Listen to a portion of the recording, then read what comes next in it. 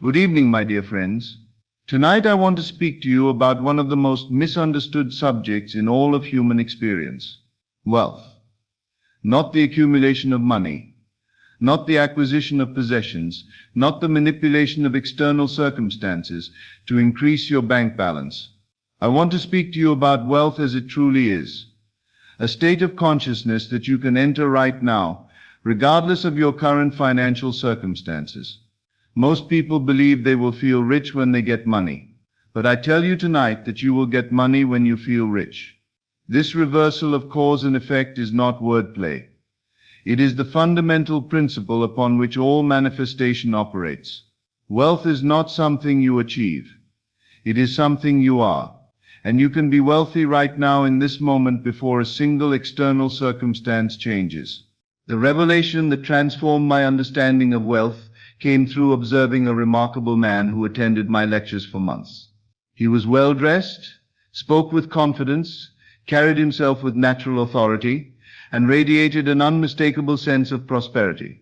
Other students would often ask him for business advice, assuming he was quite successful financially. One evening after a lecture, this same man approached me with a curious expression. "Neville," he said, "I must tell you something remarkable. Everyone here assumes I'm wealthy because of how I carry myself, and the truth is, I feel wealthy. Completely, genuinely wealthy. Yet my bank account tells a different story. I've been unemployed for 8 months and have very little money. But somehow I can't shake this feeling of abundance and prosperity. It feels more real than my circumstances." I looked at this man and said, "My friend, you have mastered the most important principle of wealth creation. You have learned to feel wealthy independent of external circumstances. Your consciousness of wealth is real, more real than your temporary financial condition. The external world must conform to your internal state." Within 6 weeks, this man had been offered a position that paid more than he had ever earned in his life. Within 6 months, he had become genuinely prosperous.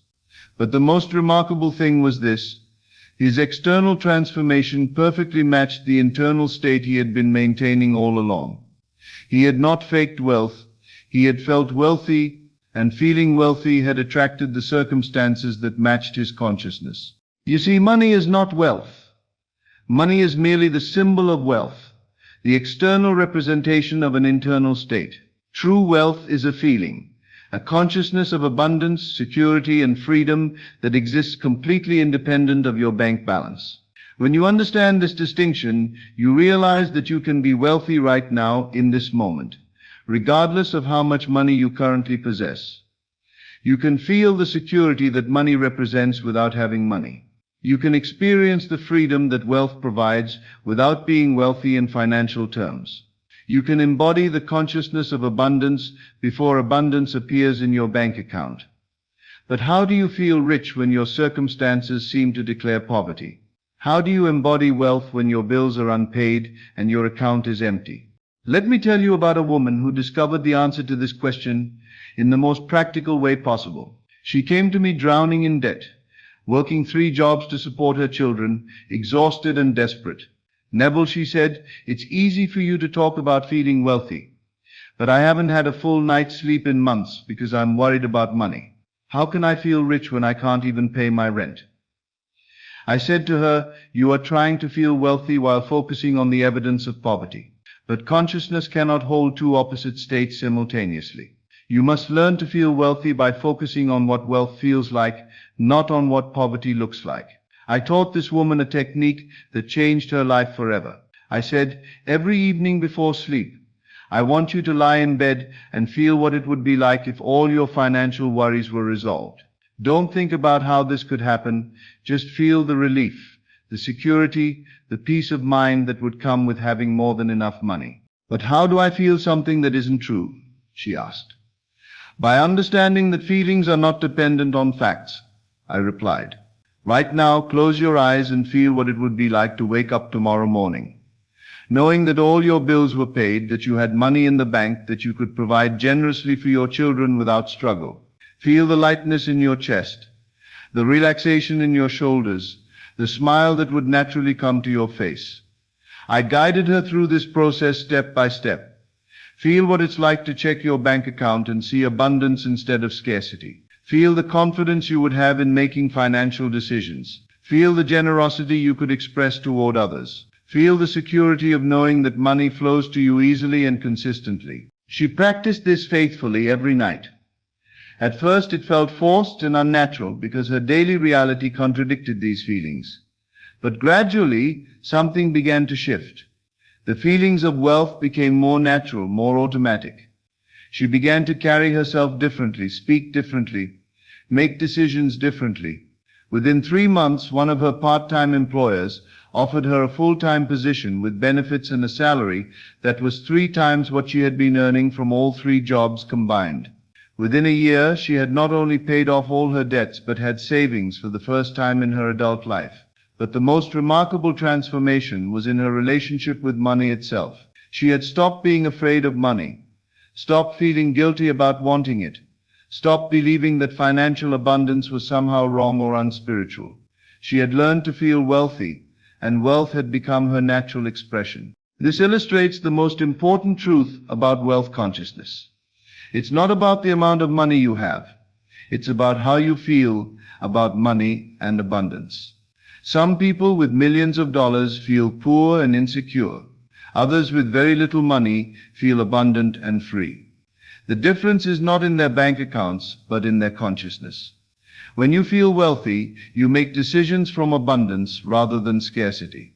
You speak about money with confidence rather than anxiety.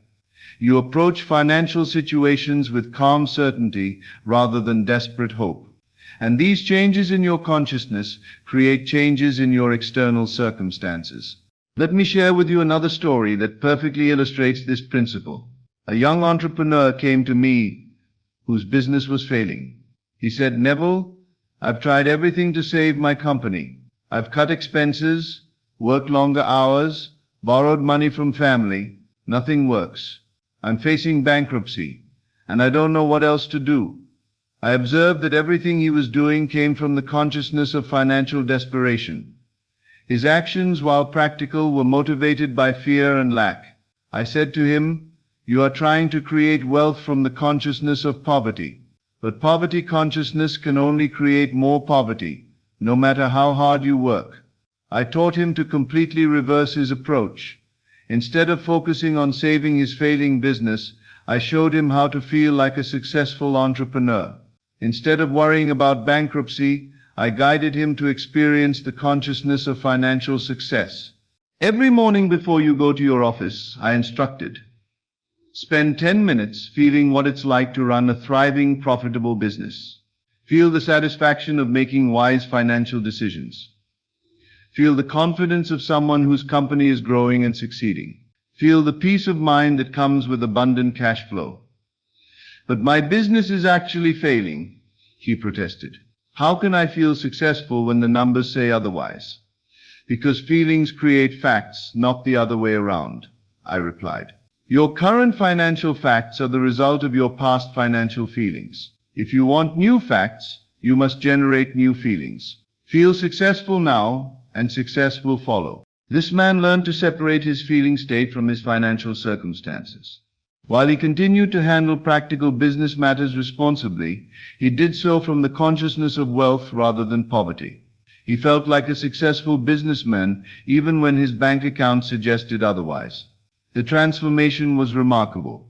Within weeks, he began making business decisions with greater clarity and confidence. New opportunities appeared that he had never noticed before. Clients began responding to him differently. His entire approach to business changed because his consciousness had changed. Within 8 months, his business had not only recovered but had become more profitable than ever before.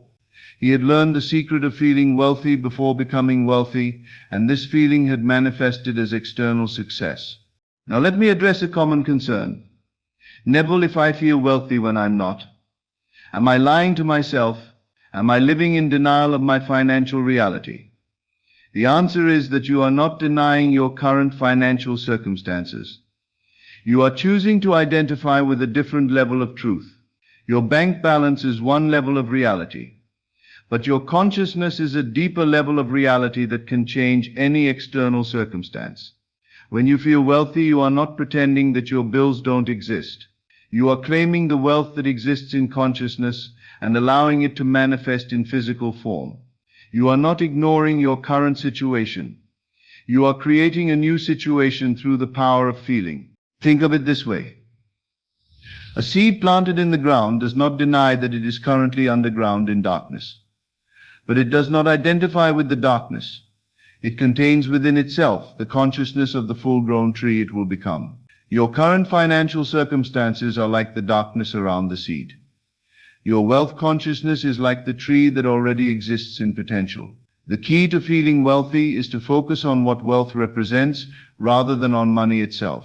Wealth represents security, freedom, peace of mind, the ability to be generous, the power to make choices based on preference rather than necessity. You can feel all of these things right now, regardless of your current bank balance. Let me tell you about a man who mastered this principle so completely that his transformation seemed miraculous to everyone who knew him. He was a taxi driver in New York City, working long hours for modest pay, supporting a large family in a small apartment.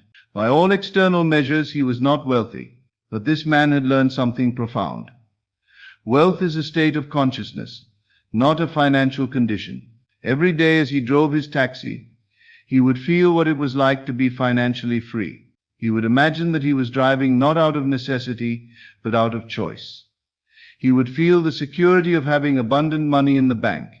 He would experience the peace of mind that comes with financial freedom. Most importantly, he would feel grateful for the abundance that already existed in his life. He appreciated his health, his family, his ability to work, the beauty of the city he drove through each day. He felt wealthy because he focused on the wealth of experience and opportunity that surrounded him constantly. One day a passenger left a briefcase in his cab. When he returned it to the man's office, he discovered that the passenger was a successful businessman who had been looking for someone exactly like him. Honest, reliable, hardworking to manage a new venture. Within a year, this former taxi driver had become a partner in a thriving business. But the most remarkable thing was that he carried the same consciousness of abundance into his new circumstances that he had maintained while driving the taxi. Wealth had not changed his consciousness. His consciousness had attracted wealth. He had felt rich as a taxi driver, and feeling rich had made him rich. This brings us to one of the most important aspects of wealth consciousness: gratitude for what you already have. You cannot feel genuinely wealthy while focusing on what you lack. Wealth consciousness begins with appreciation for current abundance, no matter how modest it may appear. Look around your life right now and notice the wealth that already exists. You have a roof over your head, food to eat, clothes to wear, air to breathe. You have the capacity to think, to feel, to imagine, to choose. You have access to knowledge, to beauty, to human connection. When you truly appreciate what you already possess, you discover that you are already far wealthier than you realized. A woman once came to me complaining that she could never feel wealthy because she had so little money. I said to her, "Let me ask you something. How much would someone pay to have your eyesight if they were blind? How much would someone give to have your mobility if they were paralyzed? How much would someone pay to have your freedom if they were imprisoned?" She began to cry as she realized the immense wealth she had been taking for granted. "I never thought of it that way," she said. "I am wealthy. I just hadn't been appreciating my wealth." From that moment forward, she began each day by feeling grateful for the abundance that already existed in her life. This gratitude created a consciousness of wealth that attracted even greater abundance. Within months, her financial situation had improved dramatically, but more importantly, she had learned to recognize and appreciate wealth in all its forms. The practice of feeling wealthy must become a daily discipline, especially in the moments before sleep when your subconscious mind is most receptive. Lie in bed each night and feel what it would be like if all your financial desires were fulfilled. Don't focus on the how or the when. Focus only on the feeling of having abundant money. Feel the security of knowing that you always have more than enough. Feel the freedom to make choices based on what you want rather than what you can afford. Feel the joy of being able to give generously to others. Feel the peace of mind that comes with financial abundance. Most importantly, feel grateful for the wealth that you are claiming. Gratitude seals the consciousness of abundance and makes it permanent in your awareness. But remember, feeling wealthy is not about greed or materialism. True wealth consciousness includes the wisdom to use money constructively, the generosity to share abundance with others, and the understanding that money is a tool for expressing your highest values, not an end in itself. When you feel genuinely wealthy, you naturally want to contribute to the welfare of others. You understand that abundance is meant to flow, not to be hoarded. You use your wealth to create beauty, to solve problems, to make the world a better place. I want to leave you with this truth. Wealth is your natural state. Abundance is your birthright. You were born to prosper, to thrive, to have more than enough for yourself and plenty to share with others. Any feeling of lack or limitation is a temporary condition that exists only in consciousness and can be changed by changing your consciousness. Feel rich now, my friends, not because you have money, but because you are consciousness itself, and consciousness lacks nothing. Feel wealthy because abundance is the truth of your being. Feel prosperous because prosperity is your natural expression. The money will follow because money always flows toward the consciousness that feels worthy of receiving it. But more importantly, you will discover that true wealth was never about money at all. It was about recognizing the infinite abundance of being that you have always been. Feel rich now, and discover that you have always been richer than you ever dared to imagine. As always, thank you for joining me on this journey into the depths of consciousness. Remember, you are not here by accident. You are here because your soul is ready for this truth. Take these teachings and let them transform, not just your mind, but your entire reality. Until we meet again in consciousness, keep assuming your greatness and living from the end of your desires. This is Best of Lectures. I will see you in the next video. Welcome to this powerful collection of I Remember When affirmations based on Neville Goddard's transformative technique. This method works by having you mentally live from the end, imagining you've already achieved financial comfort and abundance, then looking back at your past struggles as distant memories. The magic happens when you genuinely feel as though you're remembering actual experiences, rather than just repeating words. As you hear each statement, allow yourself to feel the relief, gratitude, and satisfaction of someone who has moved from financial stress to financial peace. These affirmations are designed for people ready to step into true financial abundance, having plenty of money, not just enough to get by. This is about creating wealth that gives you real choices, freedom, and the ability to live generously while building a prosperous future. Listen to these daily, preferably when you're relaxed and can truly feel into each statement. Let yourself experience the emotion of having already transformed your financial reality. Remember, according to Neville Goddard, assumption creates reality. So assume the feeling of financial abundance as your natural state. Now, let's begin. I remember when I thought wealth was for other people, before I realized it was my birthright. I remember when I used to check my bank balance nervously, before money became a non-issue. I remember when I used to count every penny, before abundance flowed to me effortlessly. I remember when I lived paycheck to paycheck, before multiple income streams opened up. I remember when I feared unexpected expenses, before I had more than enough for everything. I remember when I used to decline invitations due to cost, before money ceased to be a consideration. I remember when I postponed purchases, before I could afford anything I desired. I remember when I stressed about bills, before they became insignificant amounts. I remember when I worked so hard for so little, before wealth came to me with ease. I remember when I used to worry about money, before I discovered how abundant I truly am. I remember when I had no emergency fund, before I built a comfortable financial cushion. I remember when unexpected bills terrified me, before I had money set aside for surprises. I remember when I avoided looking at my account balance, before it became a source of joy. I remember when saving seemed impossible, before money began accumulating naturally. I remember when I lived in financial anxiety, before peace and security became my norm. I remember when I couldn't imagine financial stability, before steady abundance flowed to me. I remember when every purchase required careful thought, before spending became stress-free. I remember when I felt behind financially, before I found my perfect pace of prosperity. I remember when I compared my situation to others, before I embraced my unique path to abundance. I remember when financial goals seemed unreachable before they manifested with ease. I remember when I shopped with a strict budget, before I could buy what I needed comfortably. I remember when I chose the cheapest option, always, before quality became affordable. I remember when eating out was a rare treat, before I could enjoy meals without worry.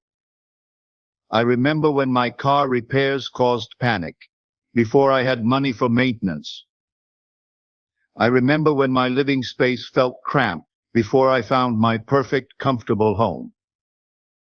I remember when vacations required months of saving, before I could travel when I wanted. I remember when name brands seemed wasteful, before I could choose based on preference. I remember when I waited for sales for everything, before I could buy things when needed. I remember when new clothes were rare purchases, before I could refresh my wardrobe easily. I remember when entertainment meant free activities, before I could enjoy any experience I wanted. I remember when I couldn't help family financially, before I could support those I love. I remember when charity felt like a burden, before giving became a natural joy. I remember when I felt jealous of others' success, before I celebrated, knowing mine was coming. I remember when I held on to every dollar, before sharing felt safe and abundant. I remember when I felt guilty about wanting more money, before I embraced my worthy desires. I remember when I calculated tips carefully, before I could tip generously without stress. I remember when gifts had to be small, before I could give what truly mattered.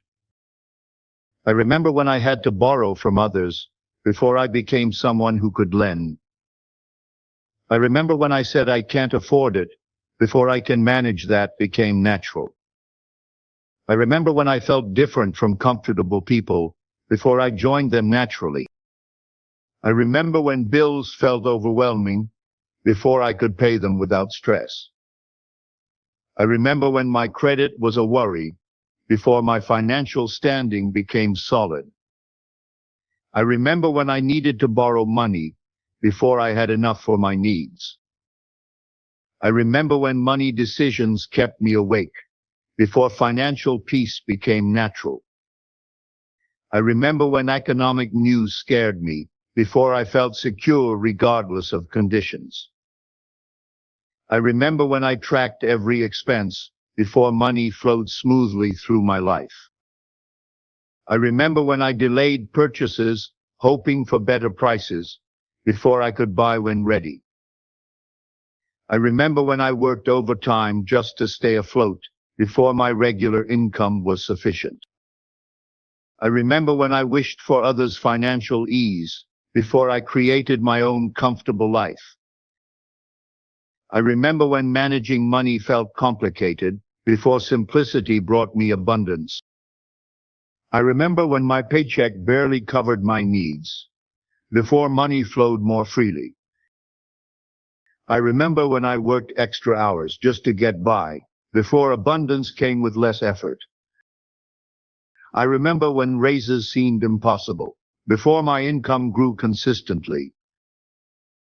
I remember when I felt stuck in my job, before better opportunities opened up. I remember when I doubted my worth, before I received what I truly deserved. I remember when I accepted less than I wanted, before fair compensation became normal.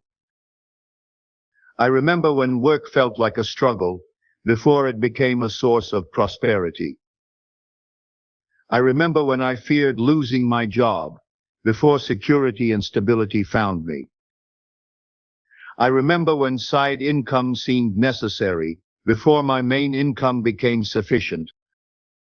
I remember when I felt underpaid before abundance reflected my true value. I remember when I believed money was the root of evil before I understood it amplifies good. I remember when I thought wanting money was selfish before I realized it serves everyone. I remember when I felt unworthy of wealth before I claimed my abundant inheritance. I remember when I feared money would change me before I discovered it revealed my true self. I remember when I thought money was scarce before I saw infinite abundance everywhere. I remember when I competed for resources before I understood there's enough for all. I remember when I criticized the wealthy before I became one of them gracefully. I remember when I thought money was hard to make before it flowed like water. I remember when I believed I had to sacrifice for wealth before ease became my way. I remember when I thought money corrupted people before I used it to spread love. I remember when I focused on lack before abundance became my constant experience.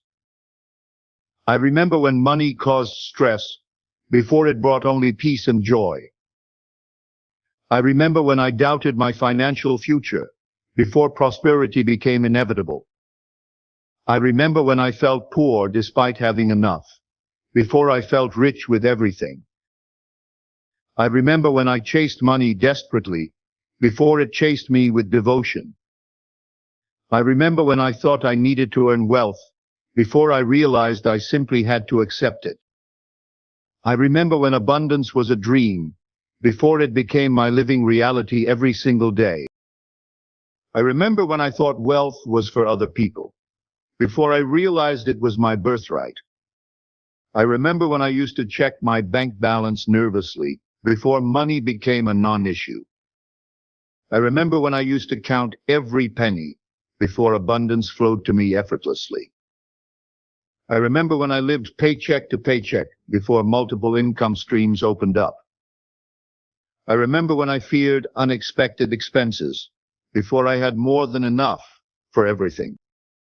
I remember when I used to decline invitations due to cost before money ceased to be a consideration. I remember when I postponed purchases before I could afford anything I desired. I remember when I stressed about bills before they became insignificant amounts. I remember when I worked so hard for so little before wealth came to me with ease. I remember when I used to worry about money before I discovered how abundant I truly am. I remember when I had no emergency fund before I built a comfortable financial cushion. I remember when unexpected bills terrified me before I had money set aside for surprises. I remember when I avoided looking at my account balance before it became a source of joy. I remember when saving seemed impossible before money began accumulating naturally. I remember when I lived in financial anxiety before peace and security became my norm. I remember when I couldn't imagine financial stability before steady abundance flowed to me. I remember when every purchase required careful thought before spending became stress-free. I remember when I felt behind financially before I found my perfect pace of prosperity. I remember when I compared my situation to others before I embraced my unique path to abundance. I remember when financial goals seemed unreachable before they manifested with ease. I remember when I shopped with a strict budget before I could buy what I needed comfortably. I remember when I chose the cheapest option, always, before quality became affordable. I remember when eating out was a rare treat before I could enjoy meals without worry. I remember when my car repairs caused panic, before I had money for maintenance. I remember when my living space felt cramped, before I found my perfect, comfortable home. I remember when vacations required months of saving, before I could travel when I wanted. I remember when name brands seemed wasteful, before I could choose based on preference. I remember when I waited for sales for everything, before I could buy things when needed. I remember when new clothes were rare purchases, before I could refresh my wardrobe easily. I remember when entertainment meant free activities, before I could enjoy any experience I wanted. I remember when I couldn't help family financially, before I could support those I love. I remember when charity felt like a burden, before giving became a natural joy. I remember when I felt jealous of others' success, before I celebrated, knowing mine was coming. I remember when I held on to every dollar, before sharing felt safe and abundant. I remember when I felt guilty about wanting more money, before I embraced my worthy desires. I remember when I calculated tips carefully, before I could tip generously without stress. I remember when gifts had to be small, before I could give what truly mattered. I remember when I had to borrow from others, before I became someone who could lend. I remember when I said I can't afford it, before I can manage that became natural. I remember when I felt different from comfortable people, before I joined them naturally. I remember when bills felt overwhelming, before I could pay them without stress. I remember when my credit was a worry, before my financial standing became solid. I remember when I needed to borrow money, before I had enough for my needs. I remember when money decisions kept me awake, before financial peace became natural. I remember when economic news scared me, before I felt secure regardless of conditions.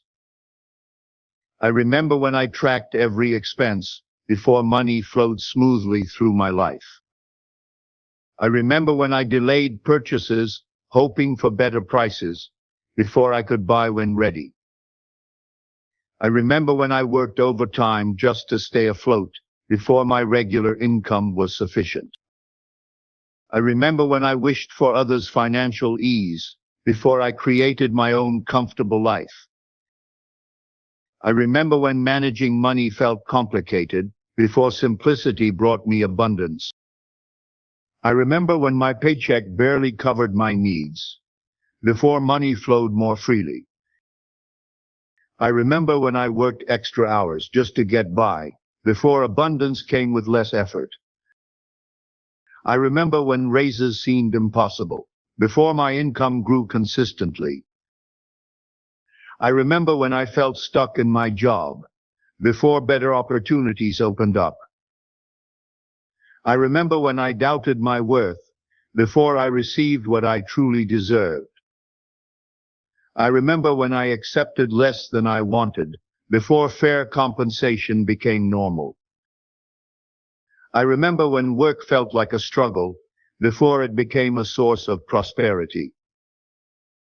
I remember when I feared losing my job, before security and stability found me. I remember when side income seemed necessary, before my main income became sufficient. I remember when I felt underpaid, before abundance reflected my true value. I remember when I believed money was the root of evil, before I understood it amplifies good. I remember when I thought wanting money was selfish, before I realized it serves everyone. I remember when I felt unworthy of wealth, before I claimed my abundant inheritance. I remember when I feared money would change me, before I discovered it revealed my true self. I remember when I thought money was scarce, before I saw infinite abundance everywhere. I remember when I competed for resources, before I understood there's enough for all. I remember when I criticized the wealthy before I became one of them gracefully. I remember when I thought money was hard to make before it flowed like water. I remember when I believed I had to sacrifice for wealth before ease became my way. I remember when I thought money corrupted people before I used it to spread love. I remember when I focused on lack before abundance became my constant experience. I remember when money caused stress before it brought only peace and joy. I remember when I doubted my financial future before prosperity became inevitable. I remember when I felt poor despite having enough before I felt rich with everything. I remember when I chased money desperately before it chased me with devotion. I remember when I thought I needed to earn wealth before I realized I simply had to accept it. I remember when abundance was a dream before it became my living reality every single day. Congratulations on completing these powerful I remember when affirmations. You've just spent time mentally rehearsing your abundant future as if it were already your past. And that's exactly how transformation begins.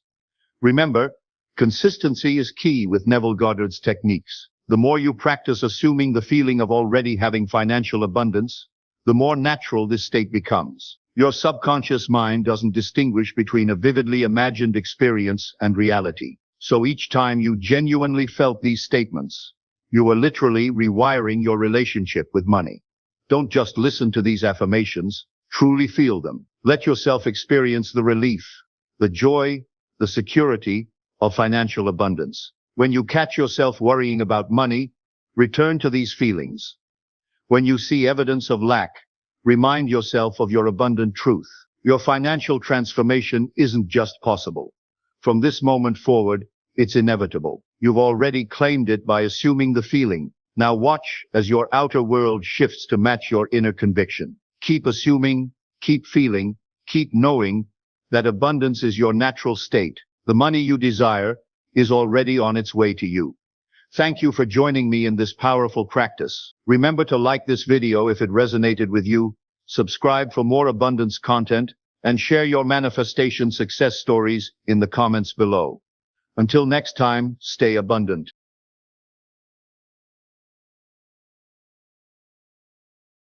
My friends, I want to tell you something tonight that may disturb you at first, but will set you free if you truly understand it. Ignore the facts. Yes, you heard me correctly. Ignore the facts. Dismiss them. Pay them no attention whatsoever. Now, before you think I've lost my mind, let me explain what I mean by this seemingly absurd statement.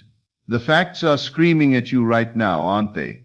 Your bank account shows a certain number or lack of numbers. Your body appears in a particular condition. Your relationships exist in a specific state.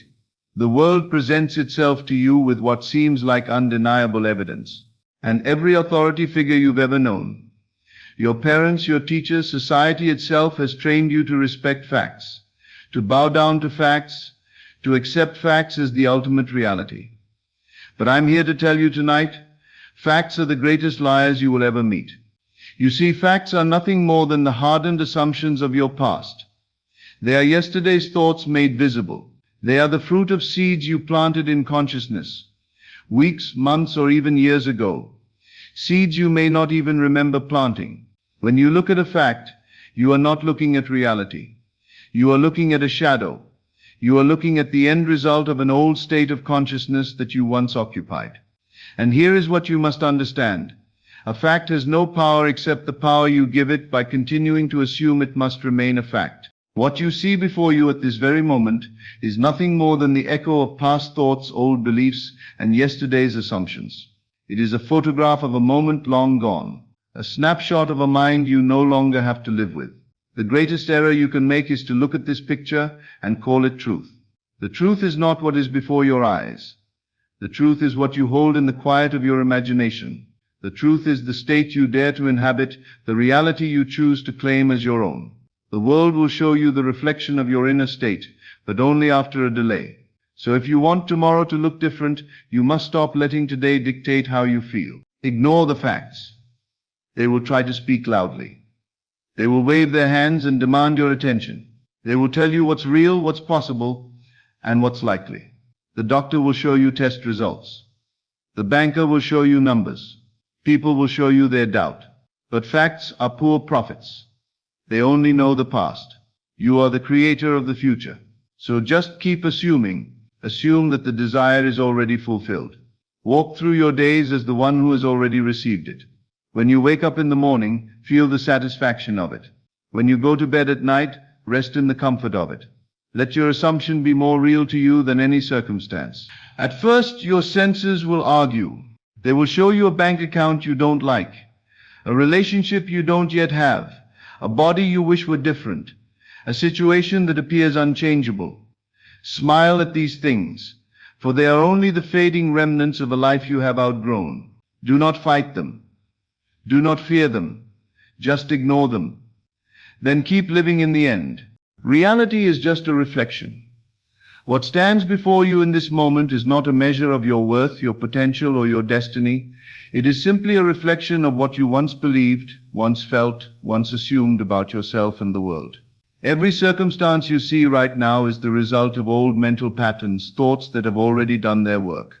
It is the past wearing the costume of the present, and just like the shadow on the ground lags behind the person who casts it, your current reality lags behind your inner state. You must understand, present conditions are not telling you who you are, but who you were. They are echoes, delayed responses, fragments of an old script you've already outgrown.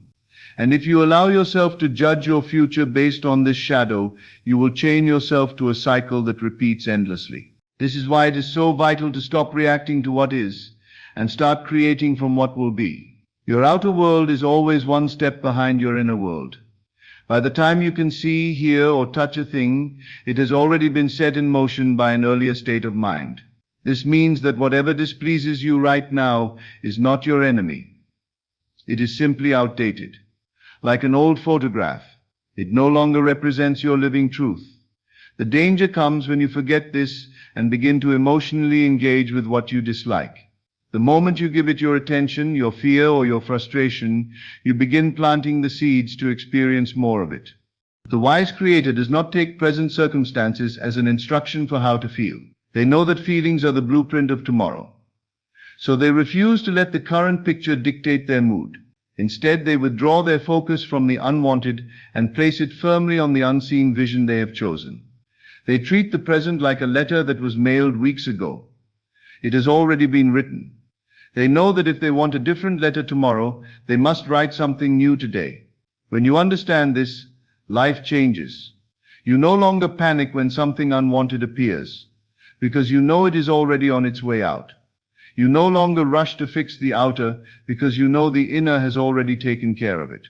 You stop begging circumstances to change, and instead tend to the only thing that truly matters, your state of being. This is the power of detachment from the old. You don't fight it, you don't hate it, you simply recognize that it's not current, not alive, not defining you anymore. You thank it for its message. It is here to show you where you once stood. And then you move on. You live mentally from the place you wish to be, and you hold to it with quiet persistence. In time, the old fades away entirely, and the world catches up to the self you have already become. Then you'll see with your own eyes. Reality was never telling you the truth. It was only telling you the past. Everything begins in the unseen. Before any event unfolds, before any change is witnessed, before any dream becomes tangible, it exists in the quiet realm of thought and belief. The invisible always comes first. Your mind is the soil, and every assumption you hold is a seed planted deep within it. Whether you plant seeds of fear or seeds of faith, they will take root. Whether you nurture visions of lack or visions of abundance, they will grow. The world you walk through is nothing more than the harvest of what you have been growing inside. The mistake most people make is to judge life only by what they can see. They forget that what is visible is already the end of a process, not the beginning. The tree is not born when you notice it. It began long ago as a seed beneath the surface. Likewise, the success, the love, the health, the wealth you desire will not appear out of nowhere. It is born the moment you assume it is already yours, the moment you feel the reality of it in your inner world. This is why you must be intentional with the seeds you plant. Every thought charged with emotion, every assumption you accept as truth is dropped into the fertile soil of your subconscious. And once it's planted, it grows. Whether you notice it or not, if you spend your days replaying fears, expecting disappointment, or believing in limitations, you are watering weeds. These weeds do not ask your permission to grow. They thrive in the attention you give them. But you have the choice to plant something different. You can choose to assume that your desire is already a reality. You can choose to hold that assumption as if it were sacred, tending to it daily with your thoughts and feelings. When doubt appears, you refuse to feed it. When appearances contradict your vision, you remind yourself that they are simply the remnants of old seeds, and you let them pass without attention. It is not your job to dig up the seed every day to see if it's growing. In fact, doing so only delays the process. Your task is to water it with belief, to keep the soil warm with the feeling of the wish fulfilled, and to protect it from the weeds of fear and frustration. The harvest will come in its own time. You cannot rush the unfolding any more than you can force a flower to bloom before it is ready. When you truly grasp this, you stop living as a victim of circumstances. You stop being fooled by the outer world because you know the invisible comes first. The moment you claim it within, the seed is planted. The harvest is inevitable. So stop tending to weeds. Stop feeding the unwanted with your attention. Instead, water your seed with faith. Nurture it with gratitude. And trust that what you cannot yet see is already alive beneath the surface, growing into the life you have chosen. The moment you decide what you want, your task is not to wait for proof. It is to live from the end, as if the desire were already fulfilled. The greatest mistake is to stand still, scanning the world for signs, measuring progress by outer changes. This keeps you in a state of waiting, and waiting only creates more waiting. Instead, you must step into the role now, mentally and emotionally embodying the person who already has the thing you desire. You cannot think of yourself as poor and expect to live in wealth. You cannot see yourself as unloved and expect to be cherished. You cannot carry the feeling of someday and expect the gift to arrive today. What you hold in your mind and heart becomes your reality. Not what you wish for in the distance, but what you claim in the present. When you assume it's done, you stop approaching your desire as a request and start approaching it as a fact. This is not about pretending or forcing yourself to believe through sheer willpower. It is about entering into a state of being where you naturally feel the truth of your assumption. You do this by asking yourself, if I already had it, how would I think? How would I walk? How would I speak to others? How would I treat myself? Then you live according to those answers, even if your senses try to convince you otherwise. At first, this may feel strange, because your outer reality will still carry the residue of the old state. But do not be discouraged. Outer conditions are slow to catch up.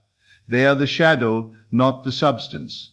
The substance is the inner state you hold unwaveringly. Your mind is the director. The world is the stage. The moment you accept the role inwardly, the scene begins to change outwardly. Do not wait for circumstances to give you permission to feel successful, happy, loved, or abundant. Decide to feel it now. When you live from that inner certainty, the world will mirror it back to you in ways you could never predict. Opportunities will arise. People will respond differently. And events will arrange themselves in your favor. Not because you forced them, but because you align with the version of you who already lives in that reality. The key is persistence. You cannot step into the role for an hour and then return to doubt for the rest of the day. Hold the state as naturally as you hold your own name. Carry it in your posture, your words, and your inner dialogue. If you fall into old patterns, gently return to the feeling of the wish fulfilled. When you assume as if it's done, you collapse the gap between desire and experience. You are no longer someone trying to get there. You are someone who is already there in consciousness. And the world has no choice but to follow. The evidence will appear, but only after you've stopped looking for it and started living from it. Silence the senses. There will always be voices, some from others, some from within, that try to tell you what is possible and what is not. They will measure your potential by your current situation, by your past failures, or by their own limited vision. If you allow these voices to dictate your thinking, you'll find yourself trapped in the same reality they believe in. The truth is, those outer opinions and visible circumstances are powerless unless you give them power through your attention and acceptance. The outer voice often comes disguised as common sense, practical advice, or just being realistic. But what it is really doing is binding you to the known and the visible, keeping you from stepping into the unseen, where your desire is already alive. If you want to create something new, you must learn to silence these outer voices. You do not silence them by arguing or convincing others to agree with you. You silence them by withdrawing your mental and emotional energy from their words. Your senses too will try to persuade you. They will present you with facts, numbers and images that seem immovable. They will whisper, "Look, nothing has changed. This is your reality." But your senses are reporters of the past, not prophets of the future. They can only confirm what has already been created through your previous states of mind. If what you see and hear contradicts your desire, remind yourself that it is only the fading echo of old beliefs. This is why inner discipline is so important. You must become the guardian of your own mind. When doubt tries to speak, you gently turn your attention back to the vision you've chosen. When fear presents its case, you refuse to sit in its courtroom. When people insist that you are foolish for believing in what they cannot see, you silently bless them and return to your inner knowing. The power to manifest is not found in convincing the world to support your dream. It is found in convincing yourself so completely that the world has no choice but to rearrange itself accordingly. This is why you must not let the noise of others or the evidence of your senses shake your conviction. Every moment you allow yourself to be swayed by the outer world, you water the seeds of doubt. But every moment you hold fast to your chosen assumption, you strengthen the roots of your new reality. There will be times when the silence feels lonely, when it seems easier to agree with the loudest voice or to surrender to the facts. But remember, every great change begins in solitude, in the quiet place where belief is nurtured without interference. So guard that place. Protect it. Keep it free from the weeds of doubt and fear. Ignore the doubters. Ignore the circumstances. Ignore even the reports of your own senses if they disagree with your desire. The only voice that matters is the one within you that says, "It is done." Persist through contradiction. Persistence is the quiet, unwavering decision to hold to your chosen assumption, regardless of what the world shows you. It is the understanding that the outer world is slow to reflect inner change, and that during this delay the old reality may still appear strong, solid, and unshakable. Many people abandon their vision in this waiting period, thinking nothing is happening, when in truth everything is already in motion beneath the surface. The old reality is like a shadow. It lingers for a while even after the light has shifted. Just because you cannot yet see the new conditions does not mean they are not on their way. In fact, the very moment you have assumed your desire as true, the process of creation begins. But if you look for constant proof, you pull yourself out of the state that makes fulfillment inevitable. Proof is the harvest. Assumption is the seed. The seed does not need you to keep digging it up. It needs you to trust. It will grow. Persistence means living in your chosen reality even when the evidence screams otherwise. It means refusing to let the temporary appearance of the old state dictate how you feel or what you believe. This is not stubbornness for its own sake. It is loyalty to the vision you have chosen. When the outer contradicts you, you do not argue with it. You simply ignore it and return to the inner world where the desire is already fulfilled. There will be times when nothing seems to be moving. You may feel like you are standing still while your vision remains far away. In those moments, remember that movement is happening in ways you cannot yet perceive. The world of form is rearranging itself. People and events are aligning, and unseen doors are preparing to open. Your only job is to keep the inner state alive, to remain the person who already has what they desire, even in the absence of proof. Persistence is also a test of faith, not faith in luck or chance, but faith in the law, that the inner creates the outer. If you know this to be true, there is no reason to give in to impatience or doubt. Time becomes irrelevant, because the outcome is certain. The only variable is whether you will hold your assumption long enough for it to solidify into fact. When you persist, you become unshakable. You no longer chase proof, because you understand it must appear. You stop measuring your progress by what is visible, and start measuring it by your ability to remain in the state you have chosen. And then one day the world bends to your assumption so naturally that it feels as if it could never have been any other way.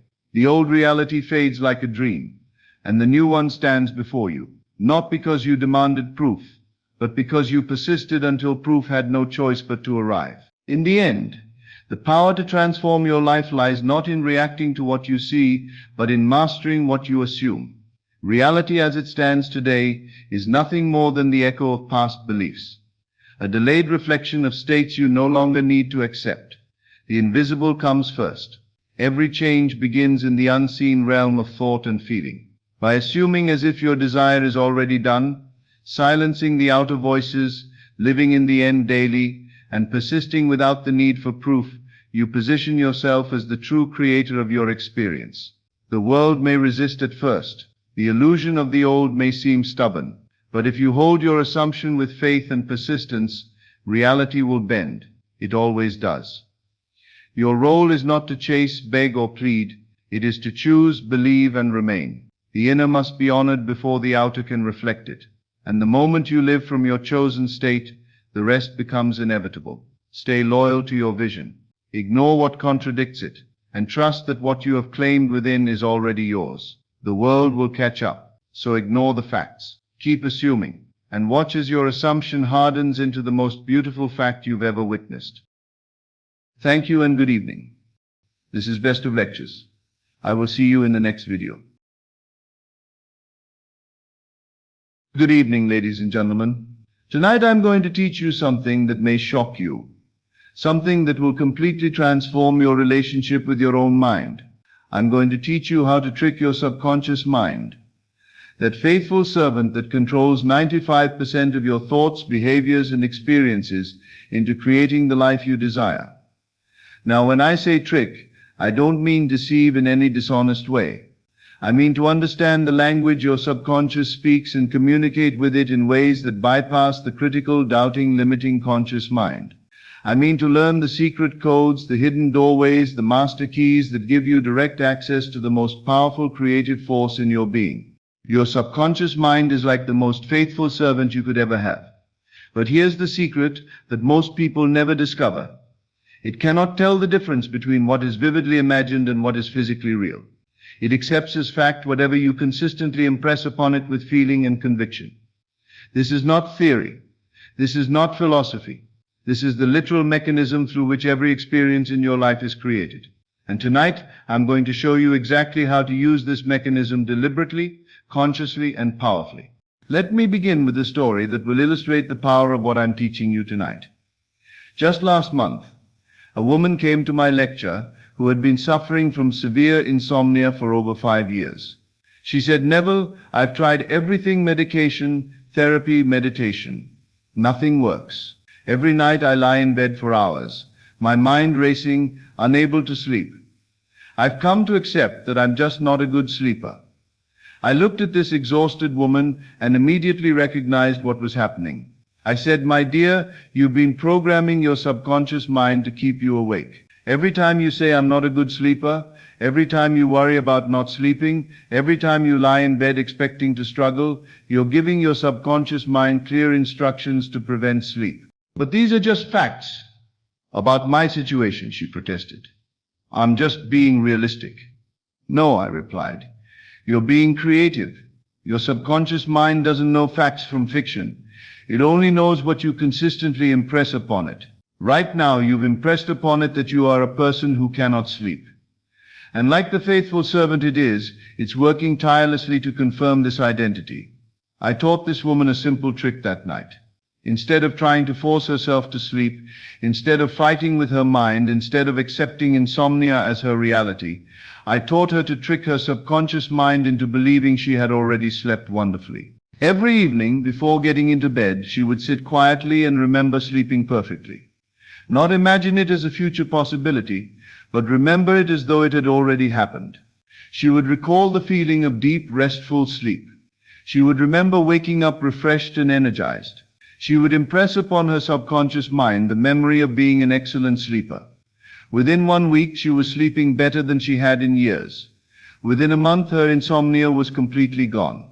She had tricked her subconscious mind out of the insomnia pattern by giving it new memories, new impressions, new facts to work with. You see, your conscious mind is the gatekeeper between your desires and your subconscious mind. And unfortunately for most people, this gatekeeper is highly critical, deeply skeptical, and constantly resistant to change. When you try to tell yourself, I am wealthy, while your bank account shows lack, your conscious mind immediately objects. That's not true, it says. You're lying to yourself. Be realistic. Look at the facts. And this objection prevents the new assumption from reaching your subconscious mind, where the real creative work happens. This is why simple affirmations often fail. You're trying to get past the gatekeeper through the front door, but the gatekeeper knows all the locks and refuses to let you through.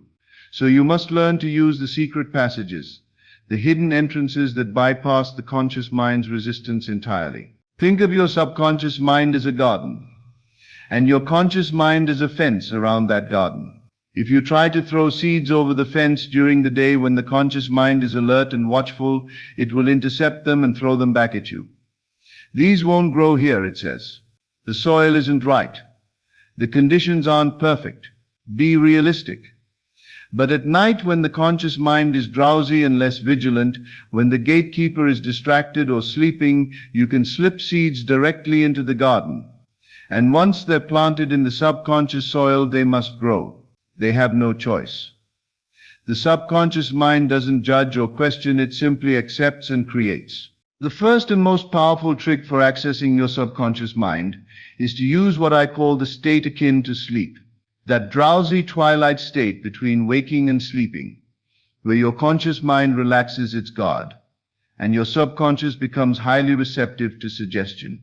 This state occurs naturally twice every day, as you're falling asleep at night, and as you're waking up in the morning. In these moments, the critical factor of your conscious mind is diminished, and you have direct access to the creative workshop of your subconscious. This is why I always tell people, use the moments before sleep as your most sacred creative time. This is when you plant the seeds of tomorrow's experiences.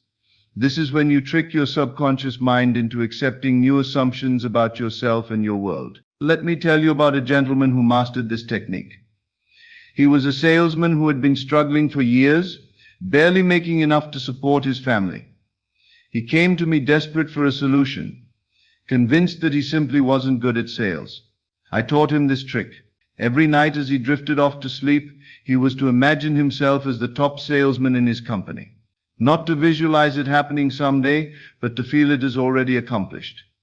I told him to feel the satisfaction of closing major sales, to imagine his manager congratulating him, to experience the security of having more than enough money. But won't my mind reject this because it's not true? He asked. Not in the drowsy state, I replied. In that twilight moment before sleep, your conscious mind's defenses are down. Your subconscious is open and receptive. It's like the gatekeeper has stepped away from his post. This is your opportunity to plant new seeds directly in the garden of your subconscious mind. He practiced this faithfully every night for 3 months, and something remarkable began to happen. His approach to sales changed without him consciously trying to change it. He became more confident, more natural, more persuasive. Opportunities appeared that he had never noticed before. Within 6 months, he had become the top salesman in his company. He had tricked his subconscious mind into accepting a new identity by slipping it past the conscious mind's resistance during the drowsy state. The second trick is imagining from instead of imagining of. Most people, when they try to manifest something, make a critical error. They imagine themselves achieving their desire from a distance, like watching a movie of themselves succeeding. They see themselves getting the job, finding the love, receiving the money, but they're watching it happen to someone who looks like them rather than experiencing it as themselves. This is imagining of rather than imagining from. And your subconscious mind is not tricked by this because it knows you're still identifying as the observer rather than the experiencer. The trick is to imagine from your desire rather than of your desire. Don't watch yourself succeeding. Be yourself succeeding. Don't see yourself happy. Feel yourself happy. Don't observe yourself wealthy. Experience yourself wealthy from the inside out. Let me illustrate with a powerful example. A young woman came to me who desperately wanted to marry a specific man.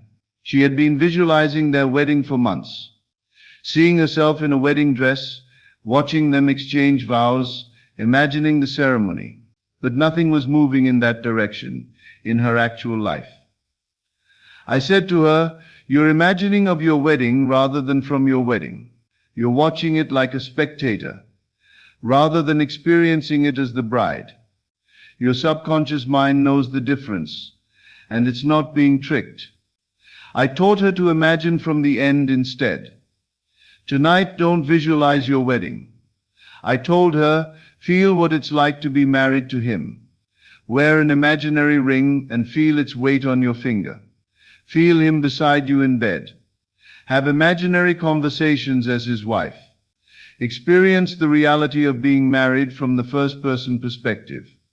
This shift changed everything. Within weeks, their relationship began to deepen. Within months, he proposed. She had finally tricked her subconscious mind by stepping into the experience rather than watching it from outside. The subconscious mind can only create experiences you claim as your own. When you imagine from your desire, you're claiming it as your reality.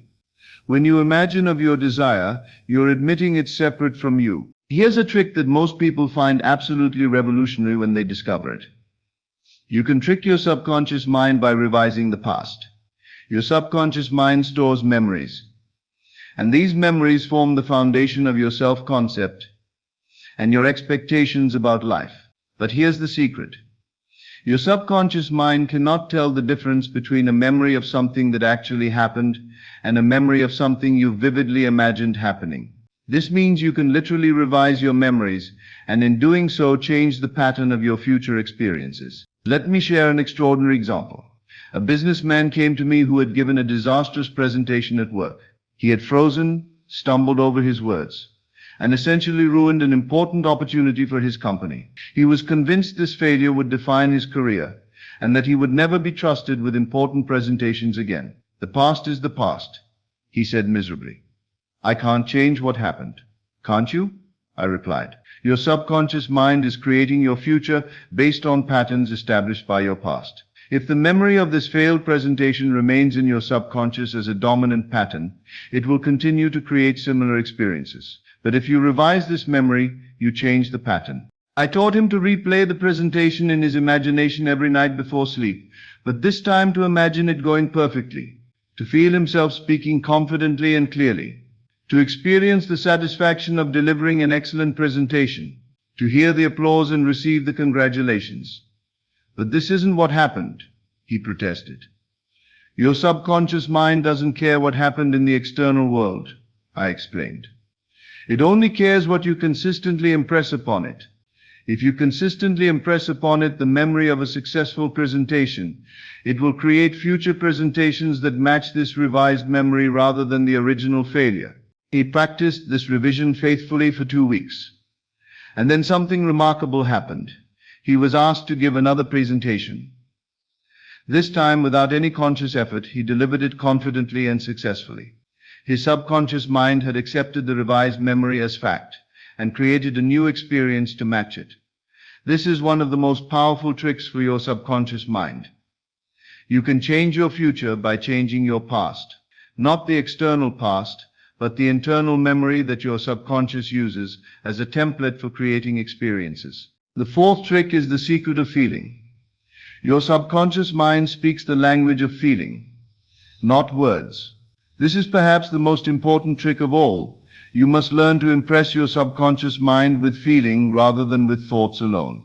You can repeat affirmations all day long, but if there's no feeling behind them, they're just empty words bouncing off the surface of your conscious mind.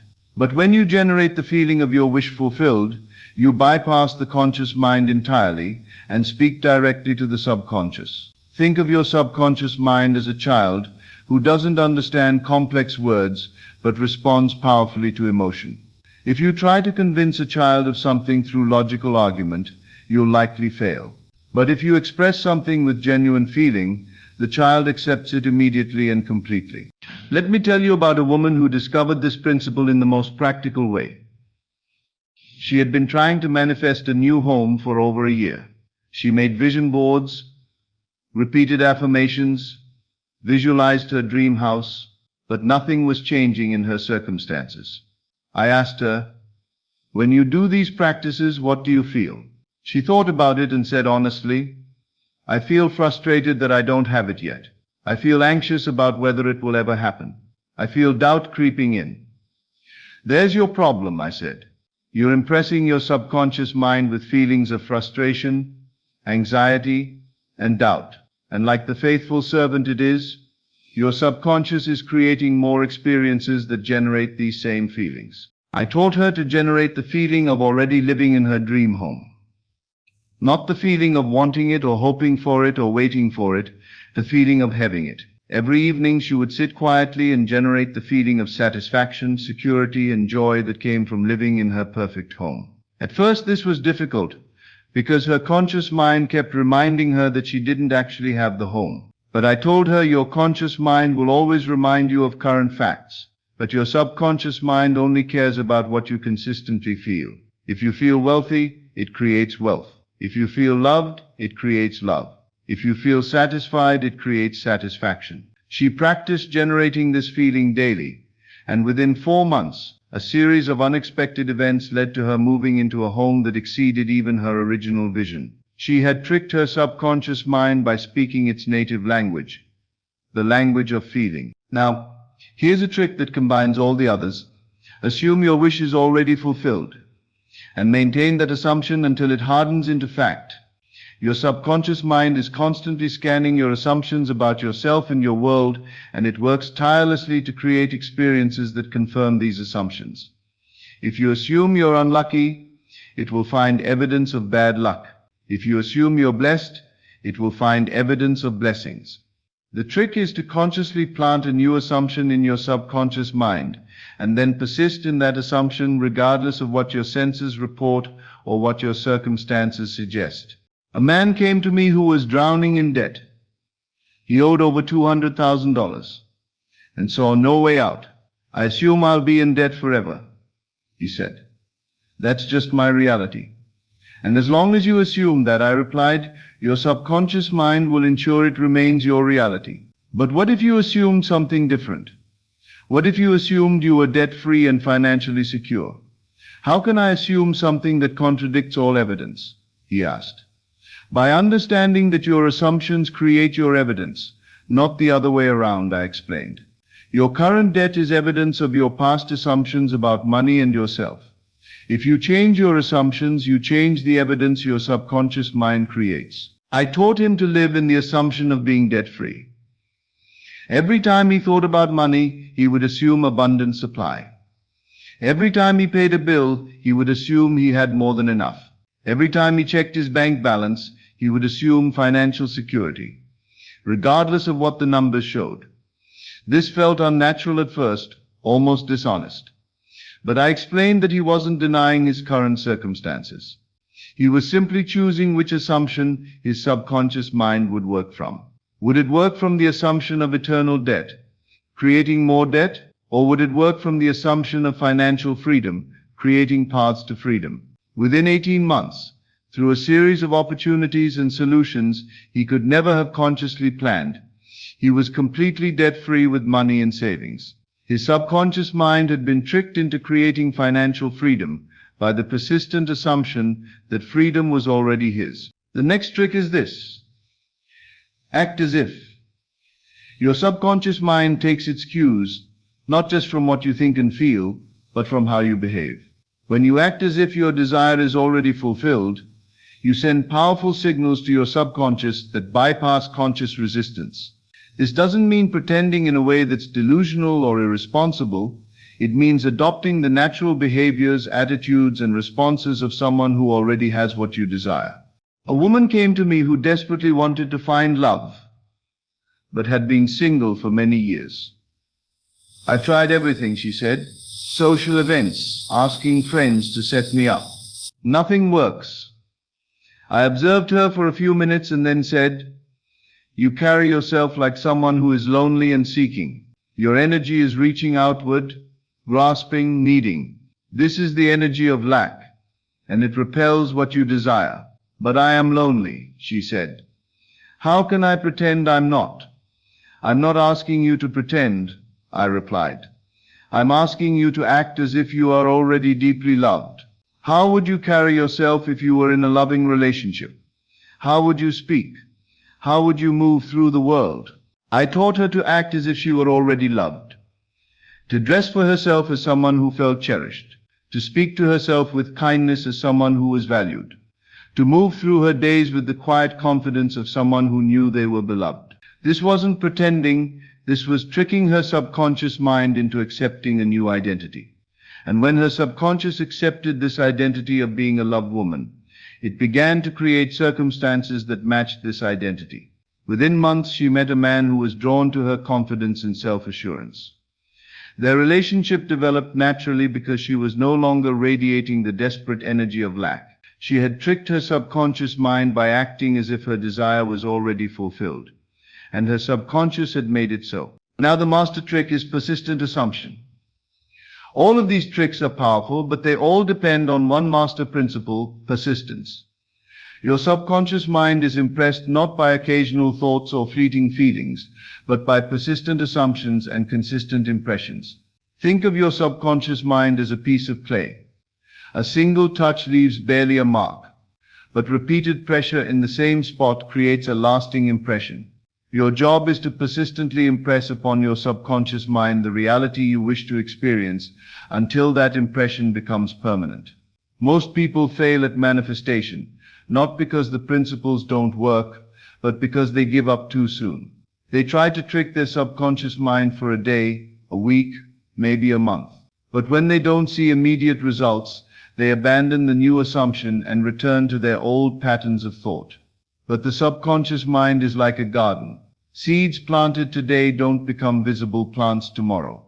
There's an invisible period of growth happening beneath the surface.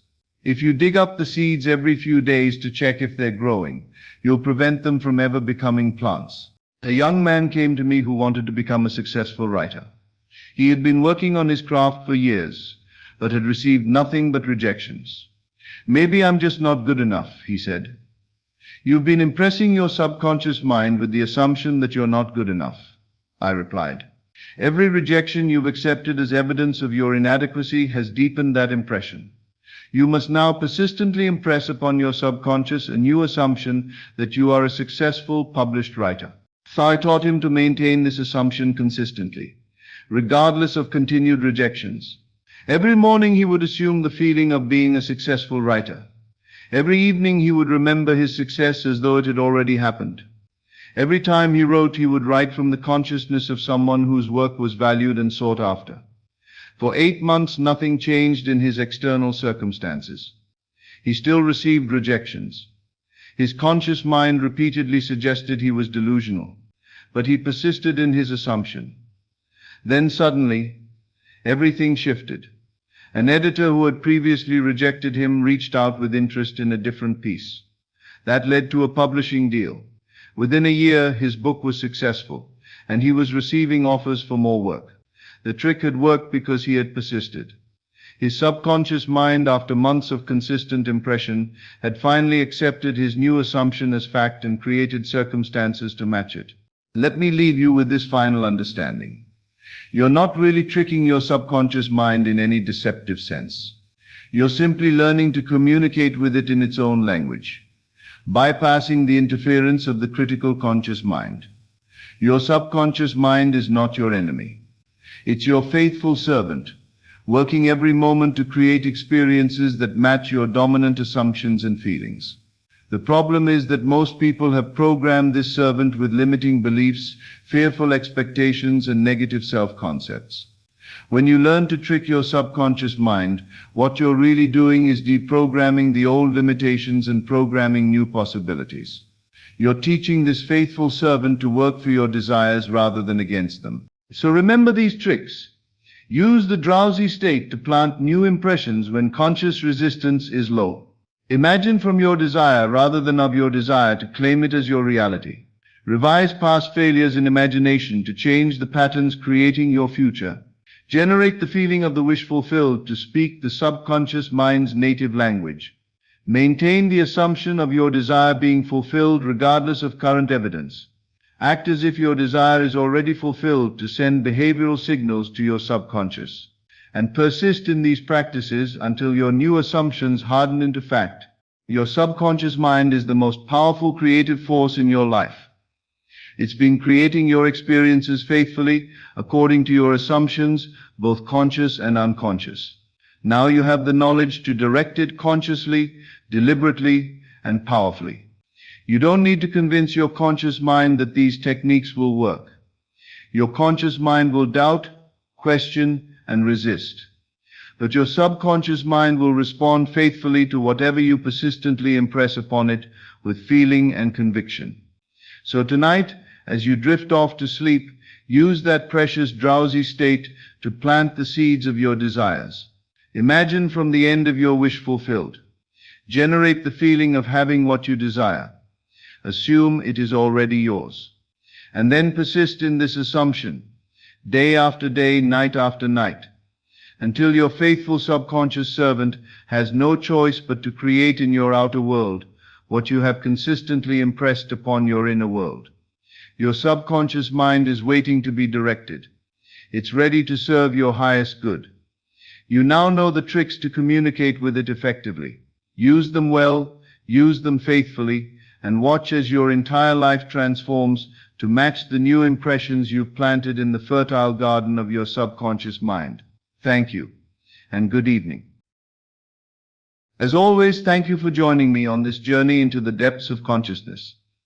Remember, you are not here by accident. You are here because your soul is ready for this truth. Take these teachings and let them transform not just your mind, but your entire reality. Until we meet again in consciousness, keep assuming your greatness and living from the end of your desires. This is Best of Lectures, and you are the operant power in your world. I will see you in the next video. My dear friends, as I stand before you this evening, I want you to consider something that will challenge the very foundation of how you understand relationships, separation, and individual identity. Look around this room. See all these faces, all these apparently separate beings, each with their own thoughts, their own problems, their own dreams. What if I told you that this appearance of separation is the greatest illusion ever perpetuated? What if I told you that there is only one consciousness in this room, appearing to be many? What if I told you that the person sitting next to you is not another person at all, but rather another aspect of the same infinite consciousness that you are? What if I told you that every face you see, every voice you hear, every mind you encounter is simply consciousness knowing itself through the mirror of apparent otherness? Tonight I want to share with you a truth so profound that once you truly understand it, you will never again feel alone, never again feel separate, never again feel that others are working against you. Tonight I want to reveal to you that you and I are one, not metaphorically, not symbolically, but literally and absolutely one consciousness appearing as two. The revelation I'm about to share came to me in the most unexpected way. A gentleman approached me after a lecture last month, visibly agitated and frustrated. He said, "Neville, I've been practicing these teachings for years, but I can't seem to change how other people treat me. My wife still criticizes me, my boss still undermines me, my neighbors still annoy me. How can I manifest different people in my life?" I looked at this troubled man and realized he was asking the wrong question entirely. I said, "My friend, you cannot change other people because there are no other people. There is only one consciousness, your consciousness appearing to be many. Your wife's criticism is your own self-criticism made manifest. Your boss's undermining is your own self-doubt externalized. Your neighbor's annoying behavior is your own inner annoyance projected outward. He stared at me in confusion. But Neville, I can clearly see that these are separate people with their own minds and wills. How can you say they're all me? Because I replied, consciousness is one and indivisible. What appears as your consciousness and what appears as their consciousness is the same consciousness viewing itself from different angles. When you look in a mirror, you don't see another person, you see yourself. Everyone in your life is consciousness, showing you aspects of yourself through the mirror of apparent relationship. This man was skeptical, but he was desperate enough to try a radical experiment. I instructed him to spend 1 week treating every person in his life as if they were literally himself in disguise. When his wife criticized him, instead of defending himself, he asked, "What aspect of myself is this criticism reflecting?" When his boss undermined him, instead of feeling victimized, he examined what part of his own consciousness felt undermined. When his neighbors annoyed him, instead of blaming them, he looked for what within himself was feeling irritated. The results were extraordinary. Within days, the people around him began responding differently. His wife became more supportive, his boss more respectful, his neighbors more friendly. Had these people suddenly changed? No.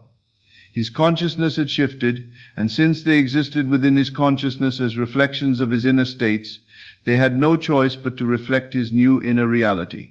You see, what we call other people are actually the characters in the dream of consciousness. When you change the dreamer, the dream characters must change accordingly. When you heal the projector, the images on the screen automatically transform. But this goes much deeper than simply changing how others treat you.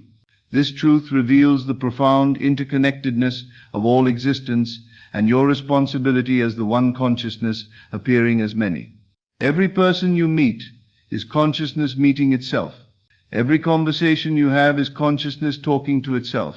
Every relationship you experience is consciousness exploring its own infinite nature through the drama of apparent separation and reunion. When you truly understand this, several remarkable things happen. First, you can never again feel truly alone, because you realize that every being you encounter is another face of your own eternal self. Second, you can never again feel victimized by others, because you understand that they are simply reflecting back to you your own inner states.